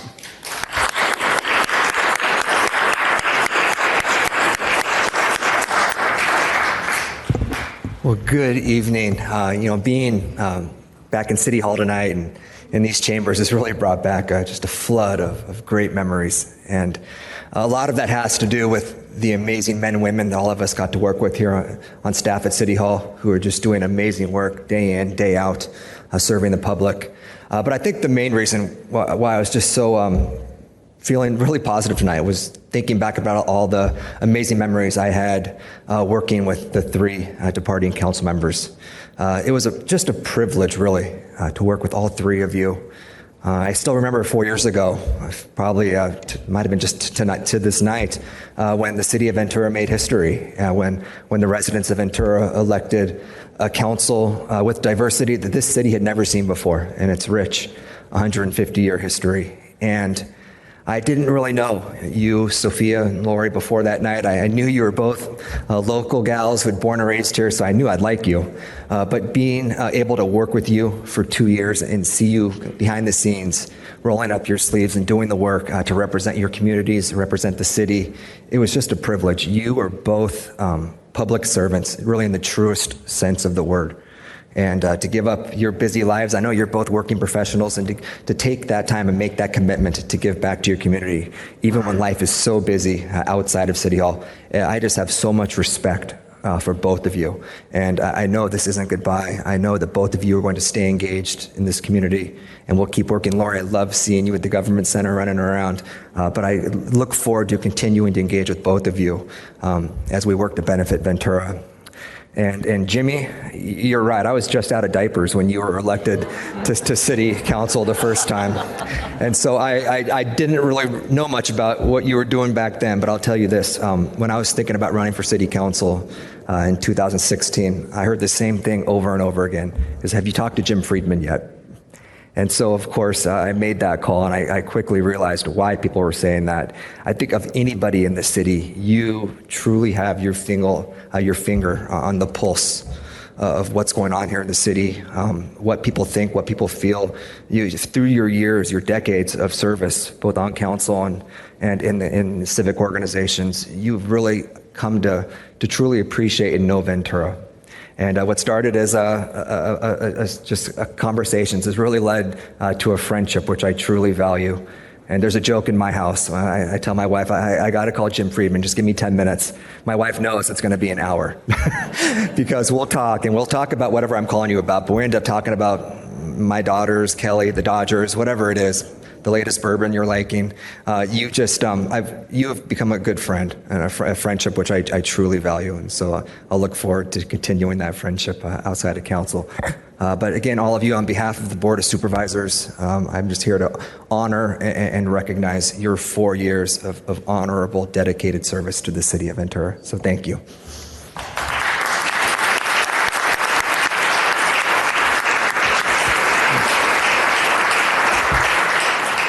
And for those folks standing or outside in the lobby, I may have reserved a few too many seats. Feel free to come on in and go ahead and take a seat wherever you see an open seat. So by all means, have a seat.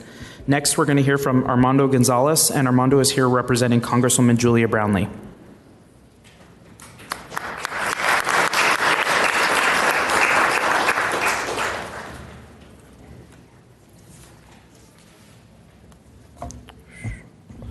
Good evening. My name is Armando Gonzalez, and on behalf of Congresswoman Julia Brownley's office, I would like to recognize Mayor Rubalcaba, Councilmember Friedman, and Councilmember Brown for their remarkable service to the city of Ventura. Congresswoman Brownley has often said that it is her greatest privilege to represent the people of California's 26th congressional district, which includes the city of Ventura. She has worked to move our communities forward and to do all that she can to improve the lives of all of her constituents, and she has done just that in partnership with all of you.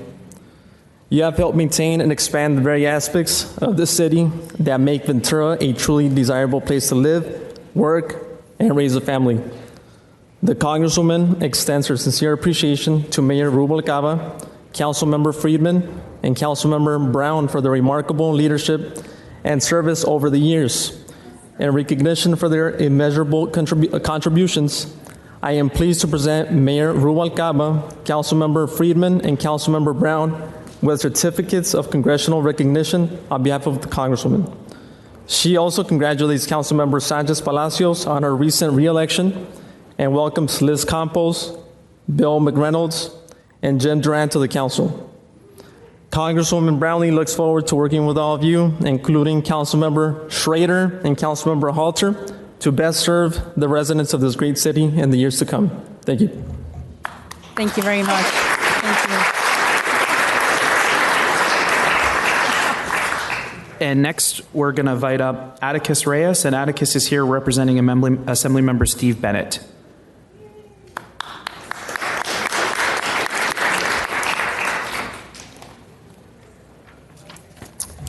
Good evening. First, I just wanted to echo Councilmember Halter's comments about the beauty in this room, the representation, the diversity, but overall just the passion from everyone to just make the city just a little bit better for all the residents. That's really, really beautiful, and thank you to everyone.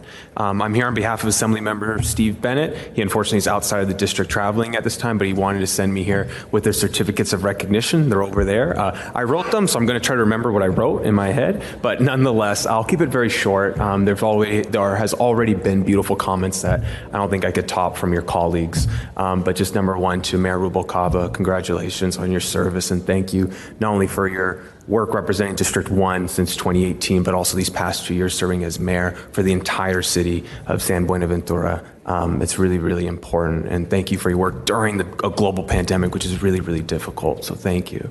To Councilmember Friedman, not only your 8 years that you served, which included 2 as mayor right at the turn of the last millennium, but also returning back and representing the residents of District 5. Thank you for your service. And it's very, very well welcomed. And congratulations on this new chapter of your life. And then, of course, to Councilmember Lori Brown, thank you for your service since 2018, serving the residents of District 6. It's really, really important. And congratulations on this next chapter of your life.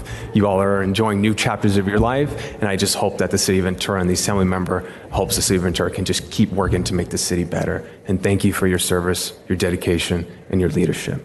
Thank you. Thank you, Mr. Reyes.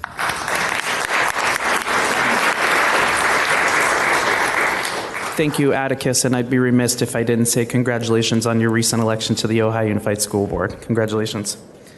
Our next speaker this evening is going to be Chris Stevens, the Ventura Port District Chairman.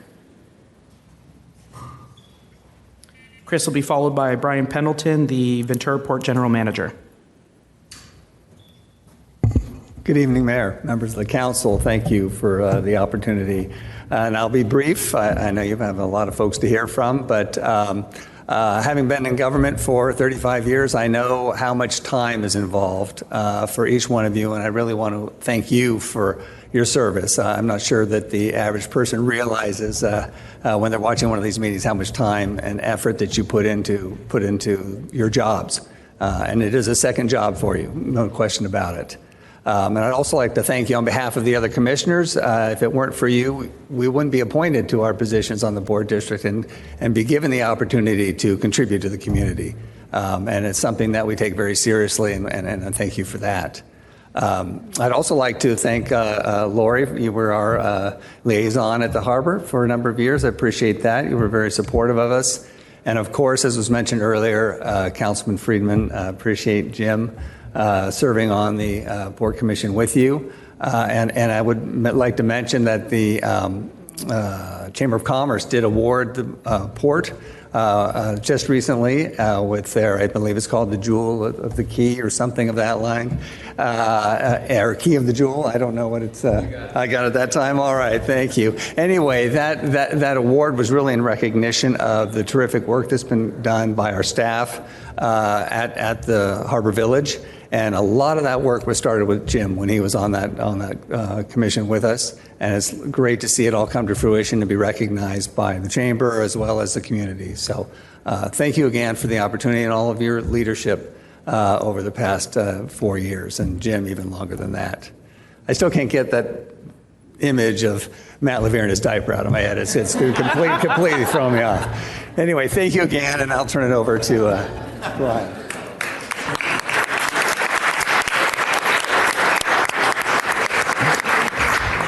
Thank you, Chris. And I too wanted to thank and recognize Mayor Rubalcaba for your service. Councilmember Brown, who, if I do my math right, I think I've known you for about 15 plus years since our days in community development together. And of course, Councilmember Friedman, who I had the privilege to work with both as a city staffer here with the City of Ventura and then as staff for the Ventura Port District. So congratulations to all three of you, and look forward to working with you in the future. Thank you so much.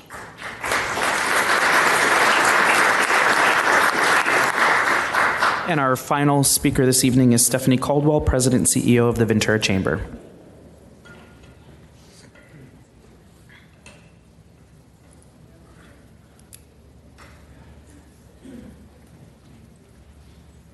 Good evening again. I am the President and CEO of the Ventura Chamber of Commerce, and in that role we represent more than 700 businesses with about 24,000 employees here in the city. And we also have a 26-member board of directors, and it's on their behalf that I speak to you tonight. Condoleezza Rice once said, "There is no greater challenge and there is no greater honor than to be in public service." We know that to be especially true for our elected leaders these past few years. Not only managing the business of the city and the ordinary challenges that would bring, but also to do so while maneuvering all of the craziness that came with a worldwide pandemic. It is truly unprecedented and extraordinary. The easy part of public engagement is to stand on the sidelines and express approval or discontent with the issues. It takes much more courage to step out and to step up and run for office. And then even more so, to serve the community in the role of an elected official. I am certain that I do not need to tell you all it's a thankless job. In fact, I think someone already mentioned that tonight.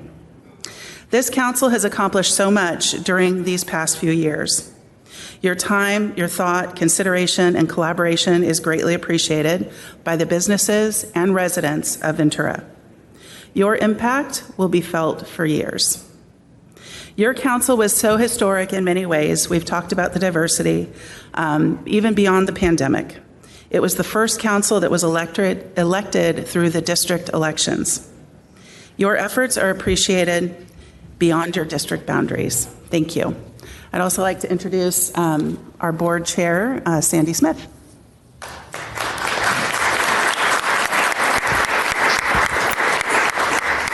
Thank you. I'll be very brief. First of all, I have, I think, as a resident, a unique perspective on the value of what you've given to the people in this community.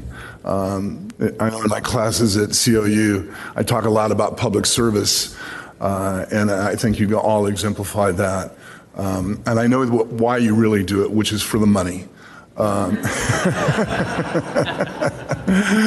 But I just want to say thank you for representing the citizens of Ventura and for all that you bring to the community. Thank you very much. Thank you.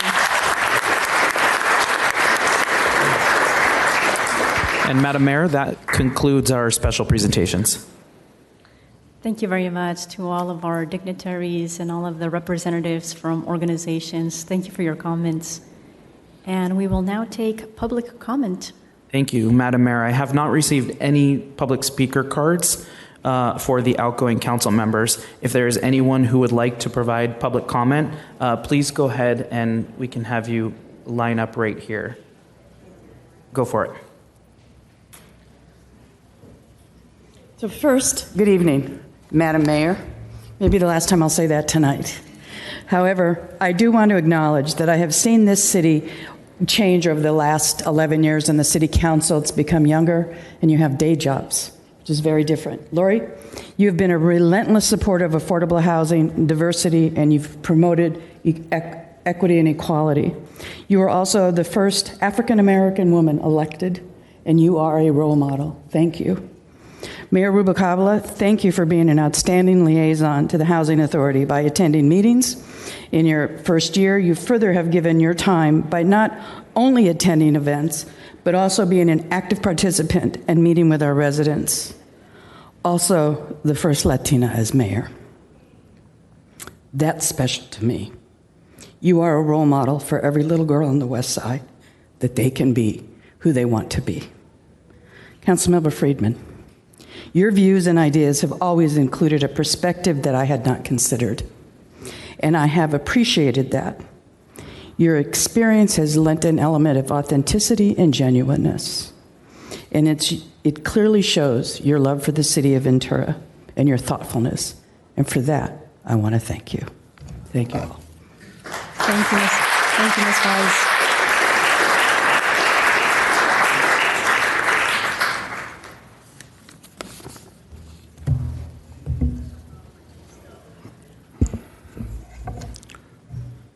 Who Said It Was Simple by Audre Lorde. There are so many roots to the trees of anger that sometimes the branches shatter before they bear. Sitting in Nittics, the women rally before they march, discussing the problematic girls they hired to make them free. An almost white counterman passes a waiting brother to serve them first, and the ladies neither notice nor reject the slighter pleasures of their slavery. But I, who am bound by my mirror as well as my bed, see causes in color as well as sex, and sit here wondering which me will survive all these liberations. Lori, thank you. I only came here to say thank you. When we met at CLU, I moved to this area, a Central American immigrant who had no faith in the systems around me. No faith in the police, no faith in those who serve us, and you gave me a reason for faith. I thank you for your service. I thank you for what you've done. I thank you for a pathway that my daughters can see. You are a blessing. May God continually bless your life in everything you do. I value you and I appreciate you. Have a blessed life.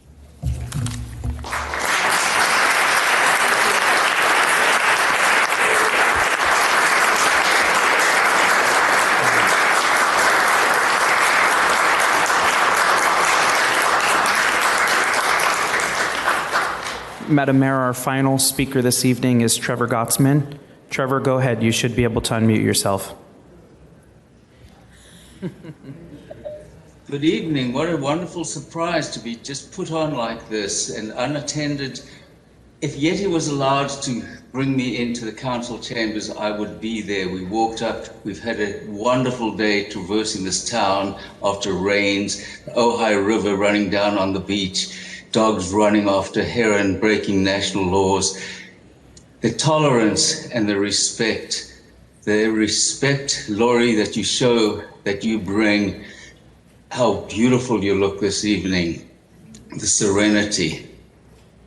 What, Madam Mayor, everybody said wonderful things and they have summed you up so succinctly in the calmness, in that intellect, that ability to hold counsel and keep us all in check. This is what us boys do. Jim, you're a true boy, and let's just keep digging in the dirt. You know, the truth is eternal, I say. Let's just dig through so that we can reveal it. And that's what this town's all about. Wonderful council members. Congratulations, everybody coming in. I look forward to being of service. Thank you, everybody. Thank you, thank you, thank you. No good deed goes unpunished. It's tough, but it's wonderful. It's wonderful to appreciate it. Thank you. Good night, everybody. I'll speak to you a little bit later. Thank you, Mr. Gottsman. And that concludes our public speakers. Thank you so much.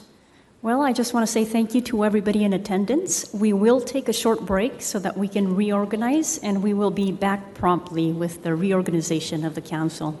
Thank you.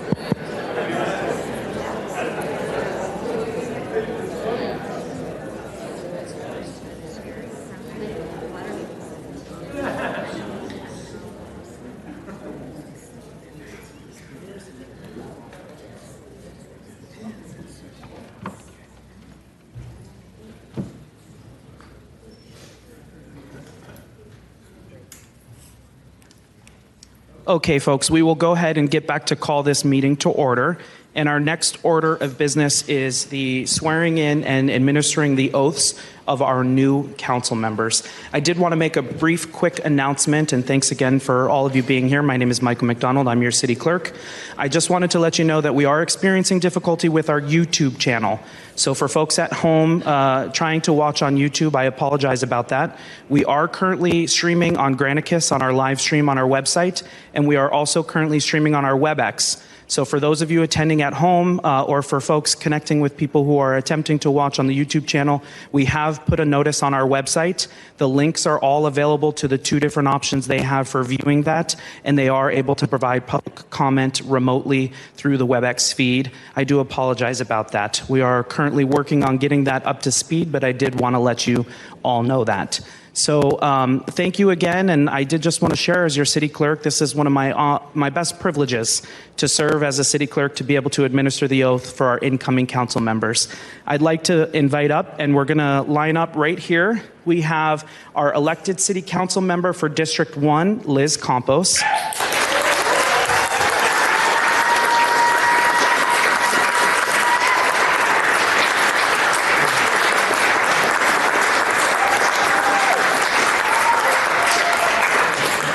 We have our elected District 4 City Council member, Councilmember Jeanette Sanchez Palacios.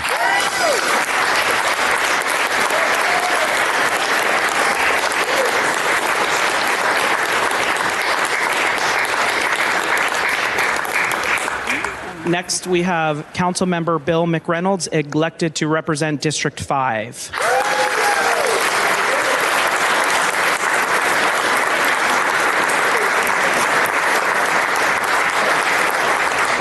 And our final council member being sworn in this evening is Councilmember Jim Duran, representing District 6.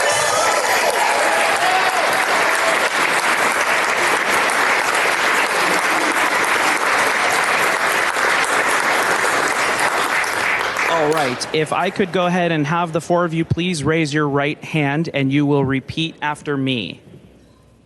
I, please state your name. Do solemnly swear that I will support and defend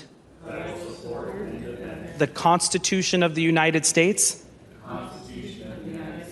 and the Constitution of the State of California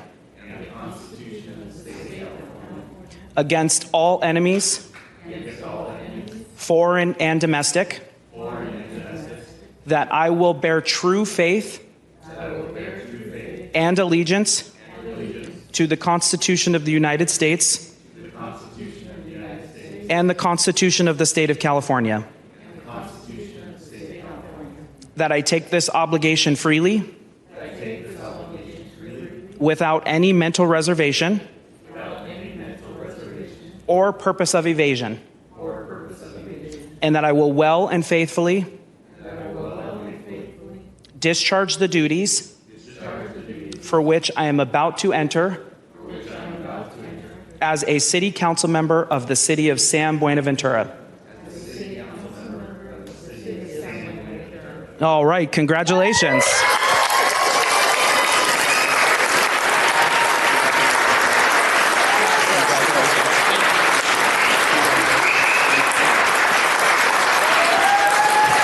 All right, so we are gonna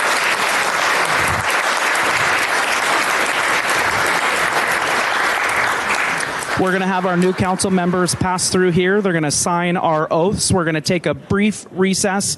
We're going to meet them out in the hallway, and then we will reseat them on the dais momentarily. Thank you again, and thank you and congratulations to our new council members.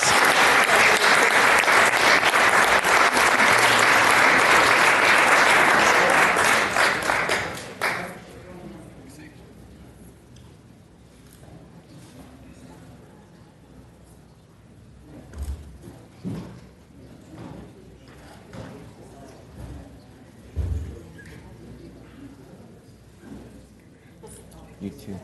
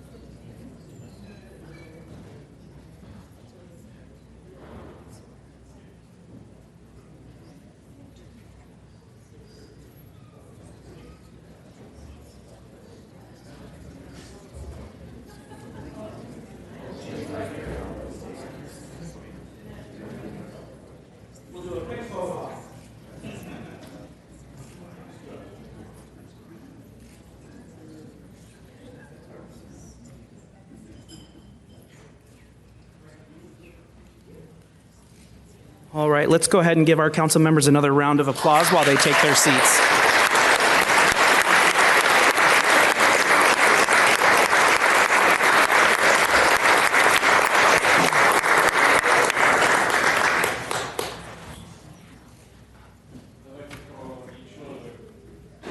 Screwed that up. First time I had a chance. Call on each city council member to say a few brief words. We'll start out with Liz in District 1.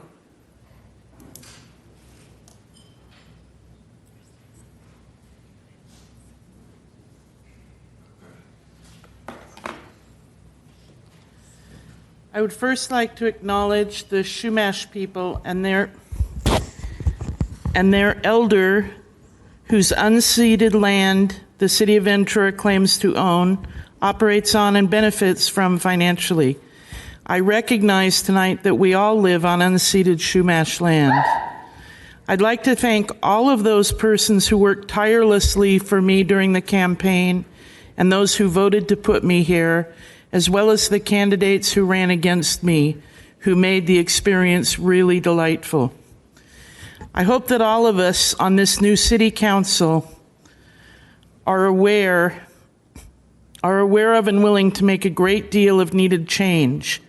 We cannot continue to operate claiming to represent Ventura's citizens, but continuing to act for ourselves. Recent surveys call on us to resolve issues of too many homeless, too high cost of housing, and crumbling infrastructure, while council continues to authorize spending heavily on consultants doing the work of empty employee positions. We as a city need to start hiring. We need to stop focusing on huge buildings that remain empty. Instead of legislating inclusionary housing costs, we need to create protections for renters so that the population of unsheltered residents stops growing exponentially. It is important that we as a council adopt housing for all and an environmental justice stance. Following my mentor, Suze Montgomery, who ordered me to run for council 2 years ago to care for those less fortunate, and my beloved friend Carmen Ramirez, who taught me to stand fearless against those who destroy our shared earth, I want to honor both Carmen and Suze tonight, asking this council to come together to listen to every citizen's voice, to unite and care for all Venturans, whether rich or poor. This city of Ventura is at a critical juncture in her existence, and without transparency, integrity, and seriously listening to the public's voice, we cannot pull our city out of the low place she may now sit. I dedicate this comment tonight in honor of every person who has lost their housing in Ventura just since December 1st, 2022. You are many. I'm listening. I want you to stay warm if you can. One way or another, we will make a change for you.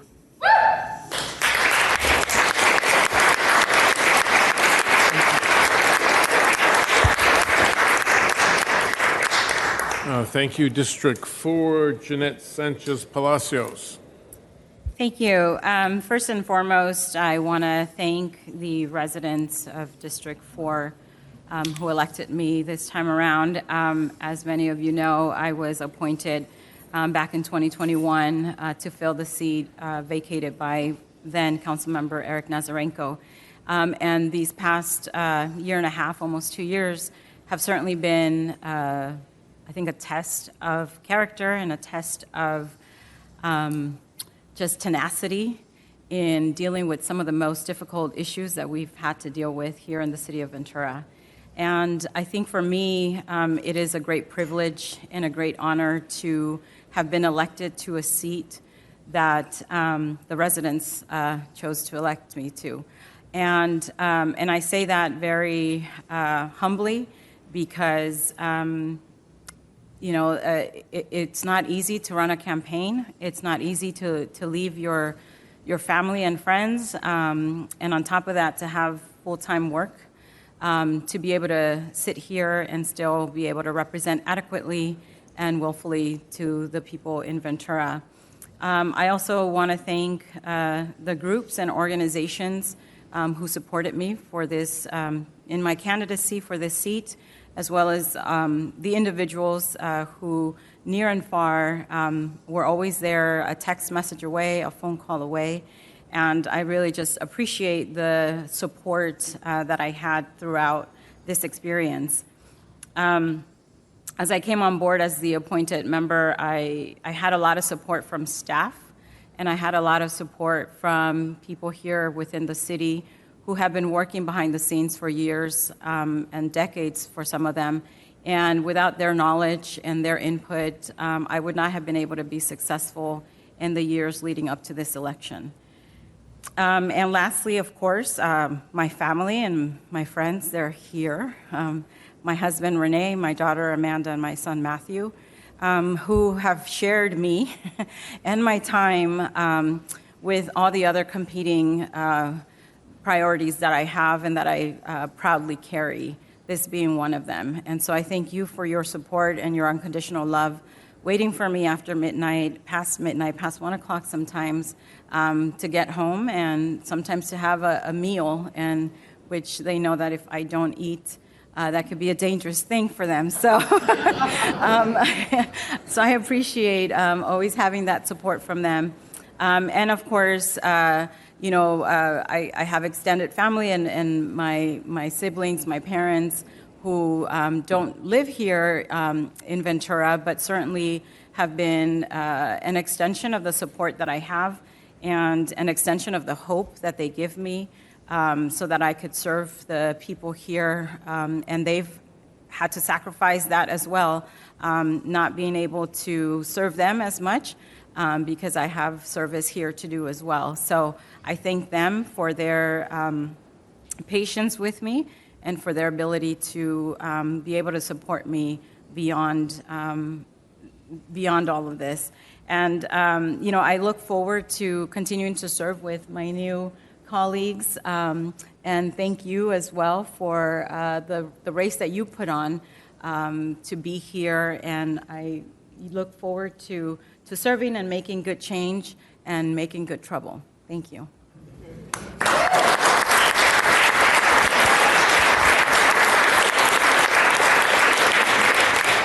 District 5, Bill McReynolds. I want to thank the voters of the City of Ventura and District 5. I humbly accept this position, and I know that we have a lot to do and we have a lot to move this ball forward. I want to thank my family, my friends, and my supporters. But first, I want to start by thanking my mother, who's here. So 60 years ago, in November of 1962, my mother immigrated from Ecuador here. And me sitting here is a fulfillment of that dream. And I want to thank you for all of her sacrifices that got me here today. So I want to thank my wife of 26 years, so my high school sweetheart, for putting up with all of this and all of the different activities that I do. My 3 boys, Will, I don't think Thomas made it back from school quite yet, and then Matthew. I know that, you know, it is a sacrifice for me to be here, but I thank you for allowing me to do this. I especially want to thank my extended family, the Buners, the Coopers, and the Bisgards. I especially want to thank Amy Bisgard for going on this ride with me, so thank you so much. And then I want to thank all of the supporters out there. I couldn't have done this without you, and thank you very much for that. I want to address the staff. I look forward to working with you. As many of you are aware, in a past life, what I call my past life, I was staff for 15 years. I know what you do, and I know how important it is that you do it, and it's going to be my job and our job together to make sure that all of this happens. Lastly, I want to thank, well, first off, I'm going to need Joe and Jeanette. You need to throw away Jim's phone number. I'm his mentee. You know, he's my mentor, so I'm going to be the one calling Jim. So thank you so much to Jim for all of his advice and support. I couldn't have been here without you. Thank you so much. So thank you very much, and I look forward to working with all of you to make everybody's lives.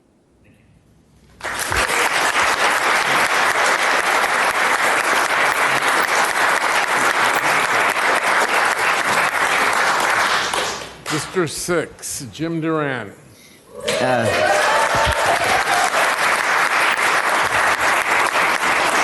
Thank you. Thank you for this opportunity. And, first of all, I just wanted to thank my Heavenly Father, my Lord and Savior, Jesus Christ, because, quite frankly, I get the strength and energy and wisdom from there and the desire to do this. So I appreciate him opening the door for me.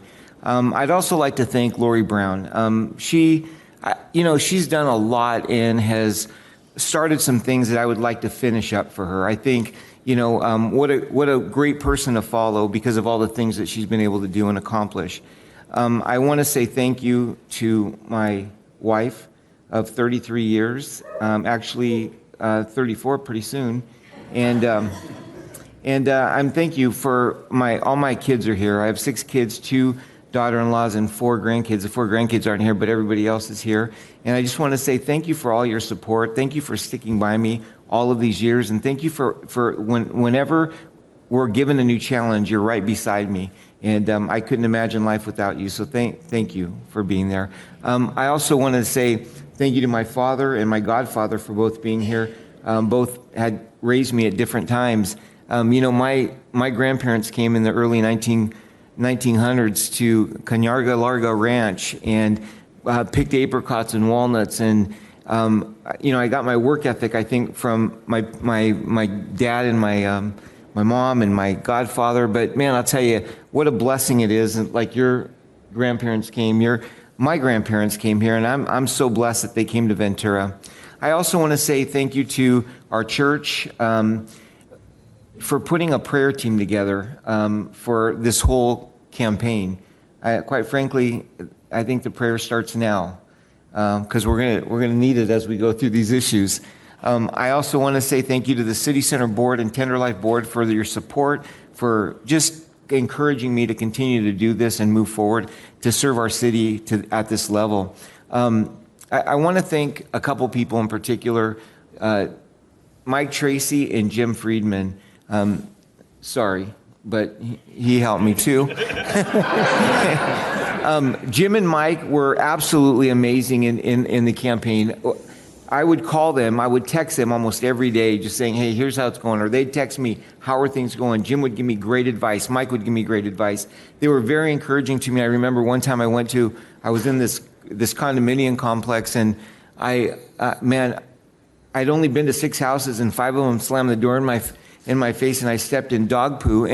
And Jim says, how are things going? I said, horrible. I go, I can't believe I'm having this day. Well, later I found out that there was a satellite person going door to door knocking. They thought I was the guy. So they were slamming the door in my face. But everything went well after that. Jim says, hey, listen, just keep doing what you're doing. Keep doing what you're doing. And the advice was great. The love, support was amazing. Mike Tracy, thank you for being in the room with Michael McDonald, our city clerk. And I said, God, I'm so thankful, Mike, that you're here with me in this as I'm signing my paperwork to file. And he says, well, I want to make sure you don't leave. So I said, well, thank you, Mike. So some businesses, Denise Bean White, Consortium Media, Tom Robinson, Studio B, Missy Drayton at Missy's Cupcakes Creation, Orestes, Simos at Water's Edge Restaurant, Lynn Michelados at the Greek Mediterranean, and DW's Cafe, Alexi and Diego Garcia, Mayor Patel, Bayshore Loops, and Mission Bell. I just can't thank them enough for all their support, for all their encouragement, for all the things that they did to help me. Obviously, everybody in District 6 who voted for me and those that supported me. I can tell you, all of the people that have been in office, from Matt Levere, Eric Nasarenko, our former mayor Jim Monahan, Clint Garman, I'm telling, and there's more.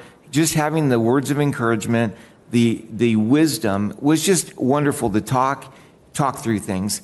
I can't thank the Chamber of Commerce enough for their endorsing me and what they did for me. But all that to say, I'm excited for the things that are coming up. I'm excited that the Auto Center is in my district now because there's some great projects that's coming up that have been on the books and ready to move forward with being a part of that, being a part of all the things. And I have to tell you, I am so excited with the council that we have right now. I am so excited to be able, you're so gifted and you're so gifted in so many different areas. And when we bring those together and work together, we're going to accomplish so much. So I just want to say it is an honor and a privilege to be here, to serve you, and to serve with you. Thank you.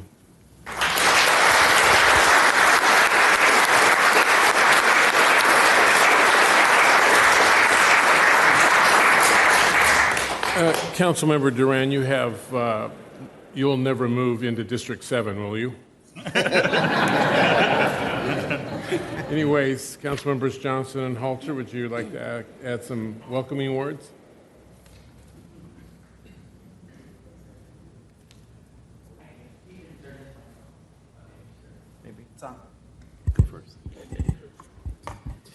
Thank you. I want to welcome my new colleagues.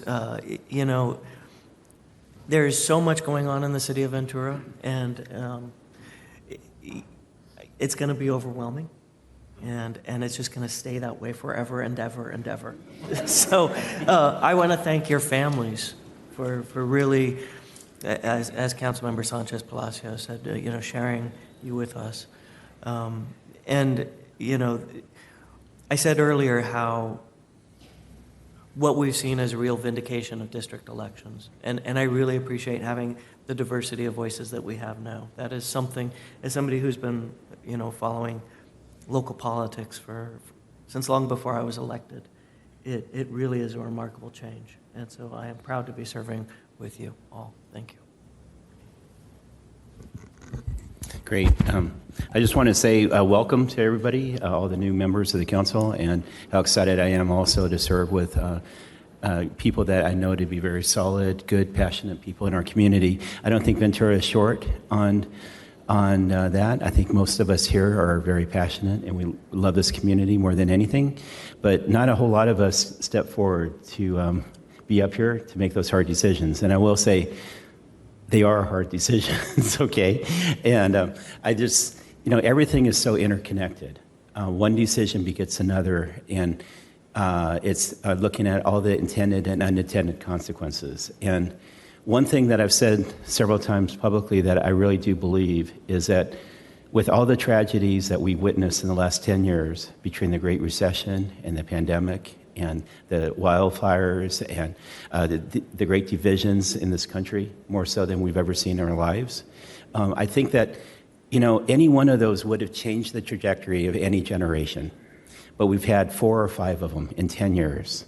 What happens when that happens is we start questioning the status quo. We start looking at what can we do differently? How can we make more progress and actually solve the issues that we've been talking about for 20, 30, 40, 50 years. And I believe the next 10 years will be some of the best advancements that we've ever seen in our lifetime. And I'm very proud to be able to be serving at this point in time with all of you here. And what I learned tonight is that I think we have a lot to thank our grandparents for, because my grandparents were the ones that immigrated here as well. And so it's amazing how the universe works and how it brings people together. So thank you for serving. Thank you for being here. I'm looking forward to at least 2 more good years working with you. Thank you.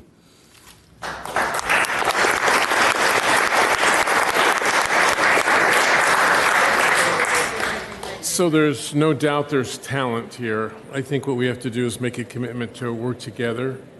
And I think if we don't care who gets credit for it, we can really accomplish a lot. That's right. Okay.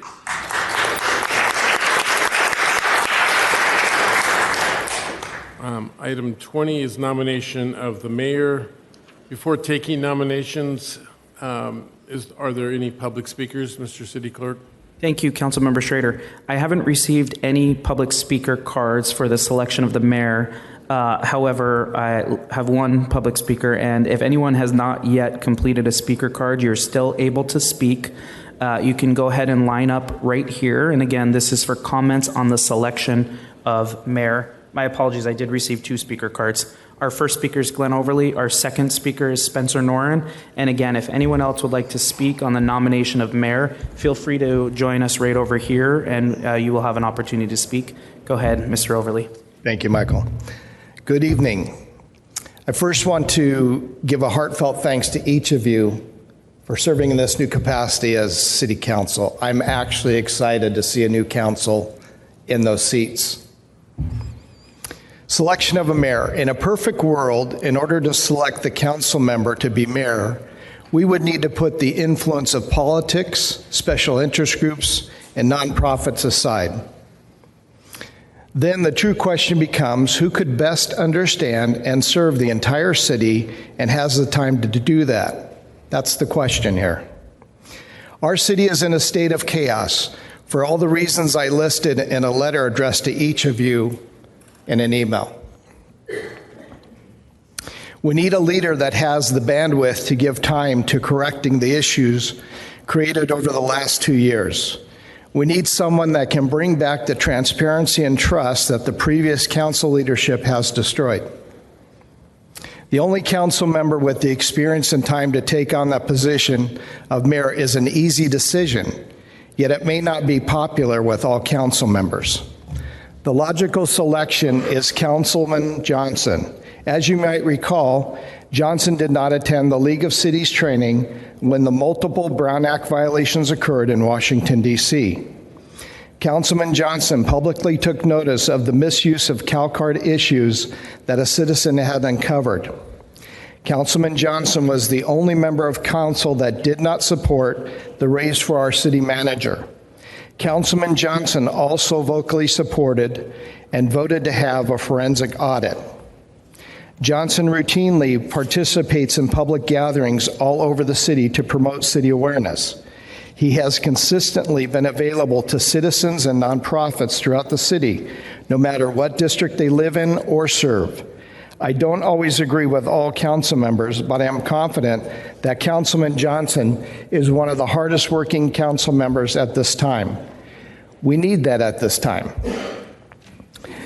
This is a time where trust needs to be rebuilt with the citizens. It's not about who's supported by which nonprofit or who has provided political support to which council member.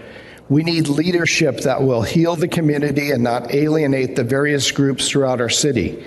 We need leaders that have demonstrated that they are willing to take the extra steps to connect with the citizens of various districts of our community.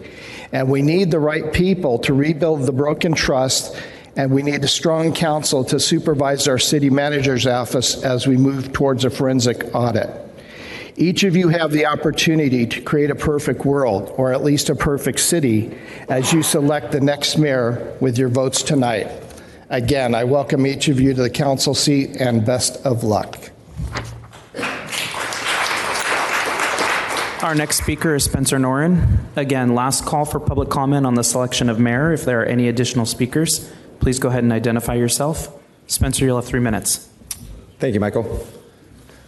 Good evening, council, mayor, to-be, citizens of Ventura. It's good to see everybody here. And residents are full force, too. Good to see the public interest. I'd like to think what I say matters and that the decision for mayor is yet to be determined. And I've worked so hard personally and myself, as many residents have behind me, to understand what it means to be a Venturan, not a Venturian, right? To believe in somebody that we know, that cares about us, that's been here, that understands us, that goes to the community, that's put time invested into this community, that then gives us the return that we've been looking for. And with respect to Mr. Schroeder, it hasn't come in the last 2 years. The last 2 years, you've been involved in a lot of things with Mr. McIntyre and city staff, including the one person, you were the only person that went to Sacramento on that trip with the officials from Thousand Oaks. I believe, sir, if you're going to take the ownership of being the mayor tonight, you owe us an apology. You owe us an apology of what happened during these times and why there was miscommunication between you and the person that we now are firing and blaming for all of these things that went on in our city.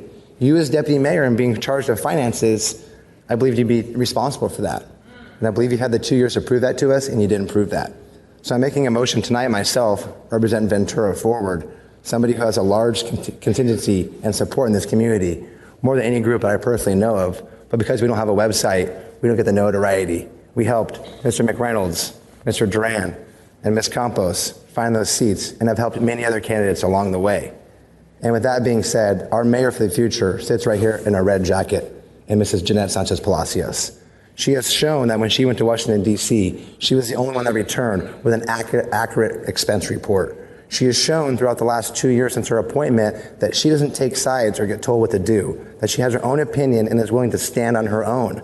That's the leadership that this city needs, not somebody that was responsible for finances in their personal life and now their private life, their personal life and now their public life, and yet has let us down. That's just the facts. We can't go 2 more years looking for a new start to move Ventura forward and have something still stuck in the past. And that's respect with you, Mr. Schroeder. You can do great work here, but it's not as the leader of this city. The residents of Ventura don't want a person that we don't know as the mayor.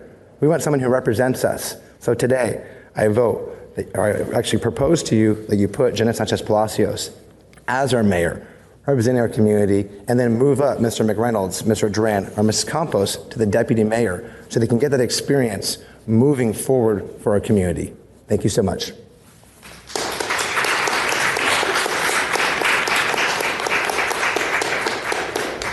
Seeing no additional speakers, we have one additional speaker, Casey Rodriguez.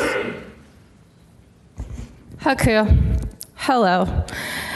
As a Chumash woman, I know that my ancestral homeland have been run in a matriarchal society for thousands and thousands and thousands of years. Right now, I am not 100% on anybody.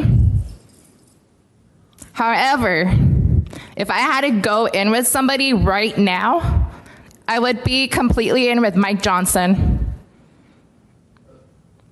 I completely believe he is the only one who's able to be mayor and treat everybody with respect. We've seen Mayor Jeanette treat some of the West Side families like horrible in front of their children. Is that someone that we want to be as a mayor? Let's think about it. I've never seen Mike Johnson with my own eyes treat anybody any sort of negative way. He's always been welcoming. He's invited everybody. He has done a lot to reach out to everybody. So just my opinion, I would vote for Mike Johnson. Thank you.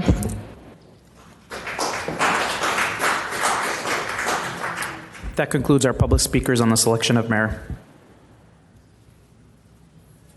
Okay, now is the time for the city mayor nominations. City Clerk McDonald, please conduct those nominations. All right, thank you, Councilmember Schrader. Per the City Charter, Section 703, the City Council shall elect from its members officers of the city who shall have the titles of mayor and deputy mayor, each of whom shall serve a 2-year term. Nominations are now in order. As by way of process, City Council members request that they submit their names for nominations. If there is one nomination, then we will take a motion and a second on that nomination. If there are more than one nominations, then we will proceed to close the nomination period with a motion and a second. So right now, nominations are in order and open for the office of mayor for the city of San Buenaventura. Again, City Council members are requested to submit their names for nominations, and we can do so now. I'd like to nominate Joe Schrader for mayor. Okay, we have one nomination for Councilmember Joe Schrader. Do we have any other nominations?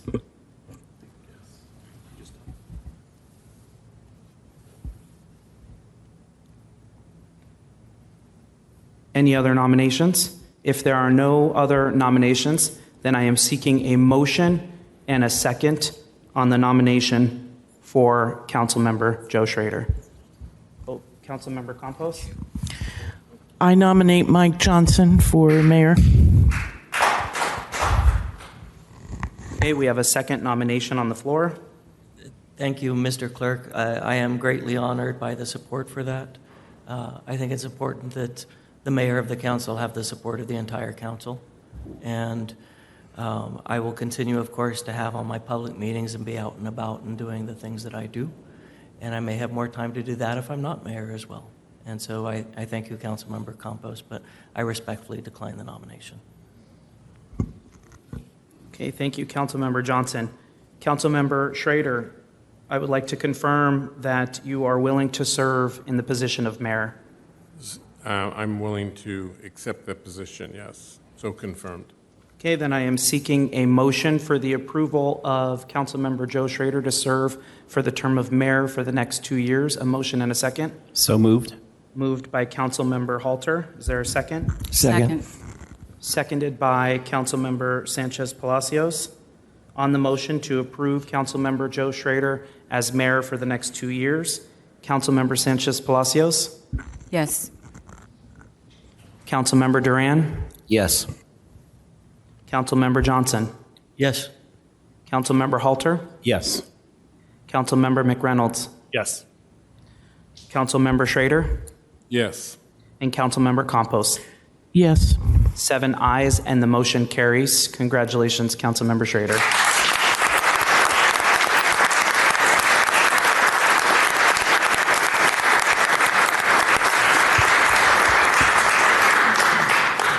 Councilmember Schrader, if I may jump in before we transition into the deputy mayor nominations and the comments from the newly seated mayor, we do have a special presentation for you this evening.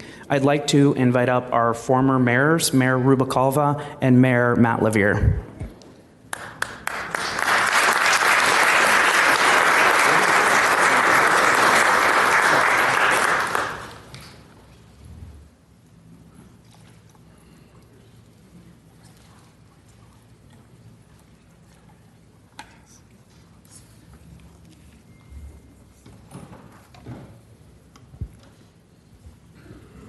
Congratulations, Mayor Schroeder. In 1945, Glenn Stallings Sr., a World War II veteran, handcrafted his first wood gavel and box to honor the position of mayor of the city of San Buenaventura.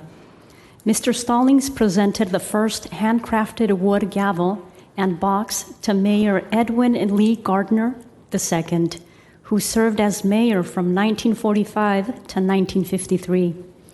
Mr. Stallings made the presentations and counseled each mayor to use the gavel in good faith, honor, and integrity, and to govern in the best interest of the community at large. Mr. Glenn Stallings Sr. passed away in 1999. In 1999, Mr. John Stallings and Glenn Stallings Sr., who was his son, continued the tradition of presenting his father's handcrafted wood gavels and boxes to the mayors of the city of San Buenaventura in memory of his father. In 2017, Mr. Steve Stallings took over his grandfather's tradition. The Stallings family has proudly presented 27 gavels to the Ventura incoming mayors, with this year's gavel being the final gavel that will be presented by the Stallings family. We would like to present this box and gavel to Mayor Schrader.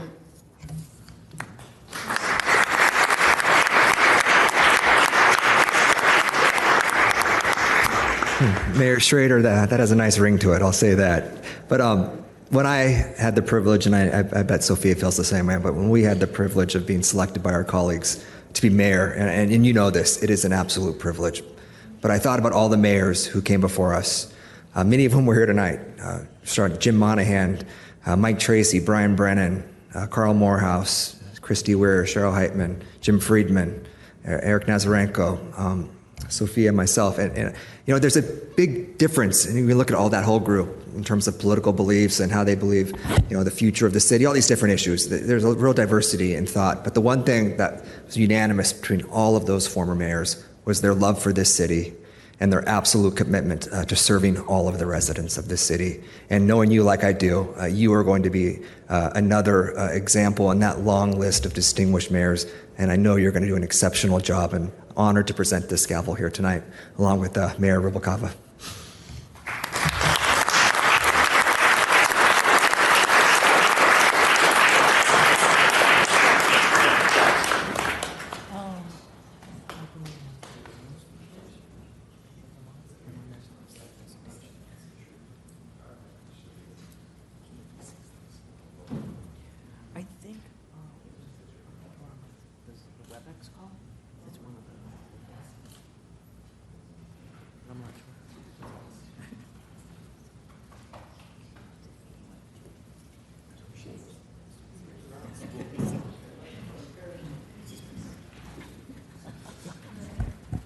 And with that, Mr. Mayor, I'll turn it back over to you. My My identical twin is here. John, could you stand up?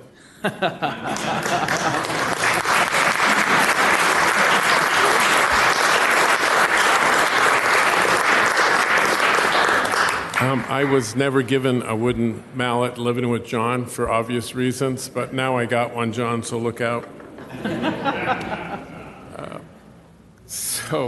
Now nominations for the office of Deputy Mayor are now open. I would like to nominate Council Members Jeanette Sanchez Palacios for Deputy Mayor. Do I have any other nominations? Mayor, I would like to nominate Liz Campos. We have 2 nominations. Do I have more?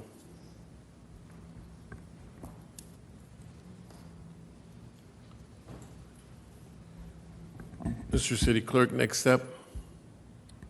Thank you. So I will ask both of those council members who were nominated if they are willing to serve in the position of Deputy Mayor. I am, thank you. Councilmember Campos? I think I need some time on the council before I step up. Thank you.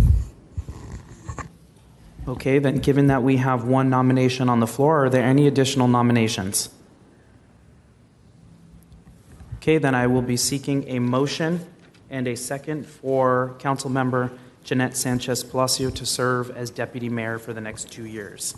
I'd like to make a motion for Jeanette Sanchez Palacio as Deputy Mayor. I second. We have a second. Got a second? Liz? Okay, thank you. We do have a motion and a second. On the motion to appoint Councilmember Jeanette Sanchez Palacios for the position of Deputy Mayor, Councilmember Sanchez Palacios? Yes. Councilmember Duran? Yes. Councilmember Johnson? Yes. Councilmember Halter? Yes. Councilmember McReynolds? Yes. Mayor Schrader? Yes. And Councilmember Campos? Yes. 7 ayes, and the motion carries. Congratulations.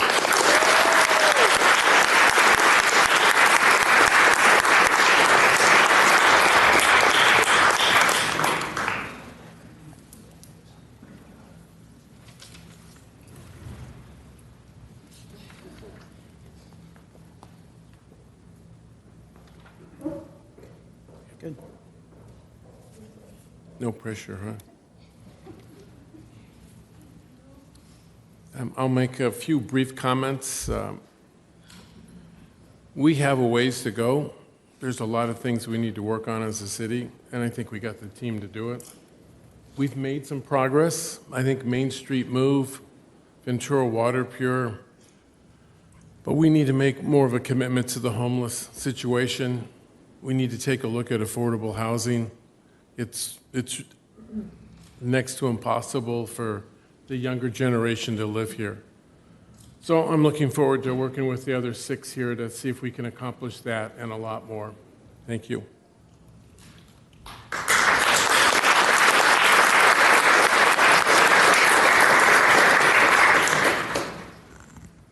Thank you. Again, truly a privilege and an honor to serve in this capacity as well. Certainly a lot of work to be done, and it's a commitment that I have made and will continue to make to the residents of Ventura, not just of District 4, but the entire city as a whole. And I look forward to continuing to work with my colleagues here to make good things happen for our city that we love and that we call home, and certainly for our future generations as well. So thank you so much. Happy to serve and looking forward to 4 more years. Thank you.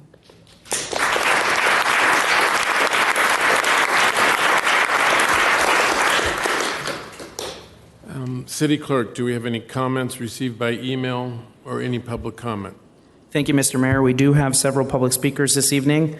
Our first speaker is Lang Martinez. I don't believe that Lang is still with us. Lang, are you virtual online? If so, you can raise your hand. Lang Martinez.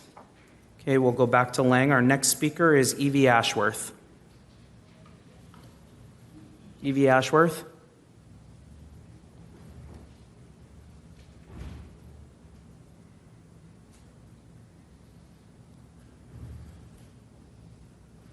Evie Ashworth? If you're in the room, raise your hand. Doesn't look like we have Evie Ashworth with us. Our next speaker is Terrence Foley.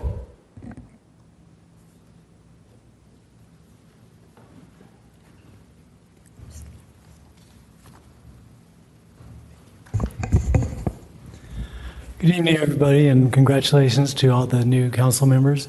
And since my name's Terry Foley, I'm treasurer for the Pierpont Bay Community Council, and here tonight to talk just a little bit because it's a continuing goal of the city to update the short-term vacation rental ordinance. And so this is something that the Pierpont Bay Community Council has asked for the last 6 years. And probably, I think I don't get any conflict when I mention this, that of all the city goals, this is the easiest one. So what the community council is asking is that the city develop a vision of where it wants to go with this ordinance and then act on that vision. It's been a week since I spoke about this. There's 3 more vacation rentals. So the city continues on its path toward losing 150 homes per year to the housing stock.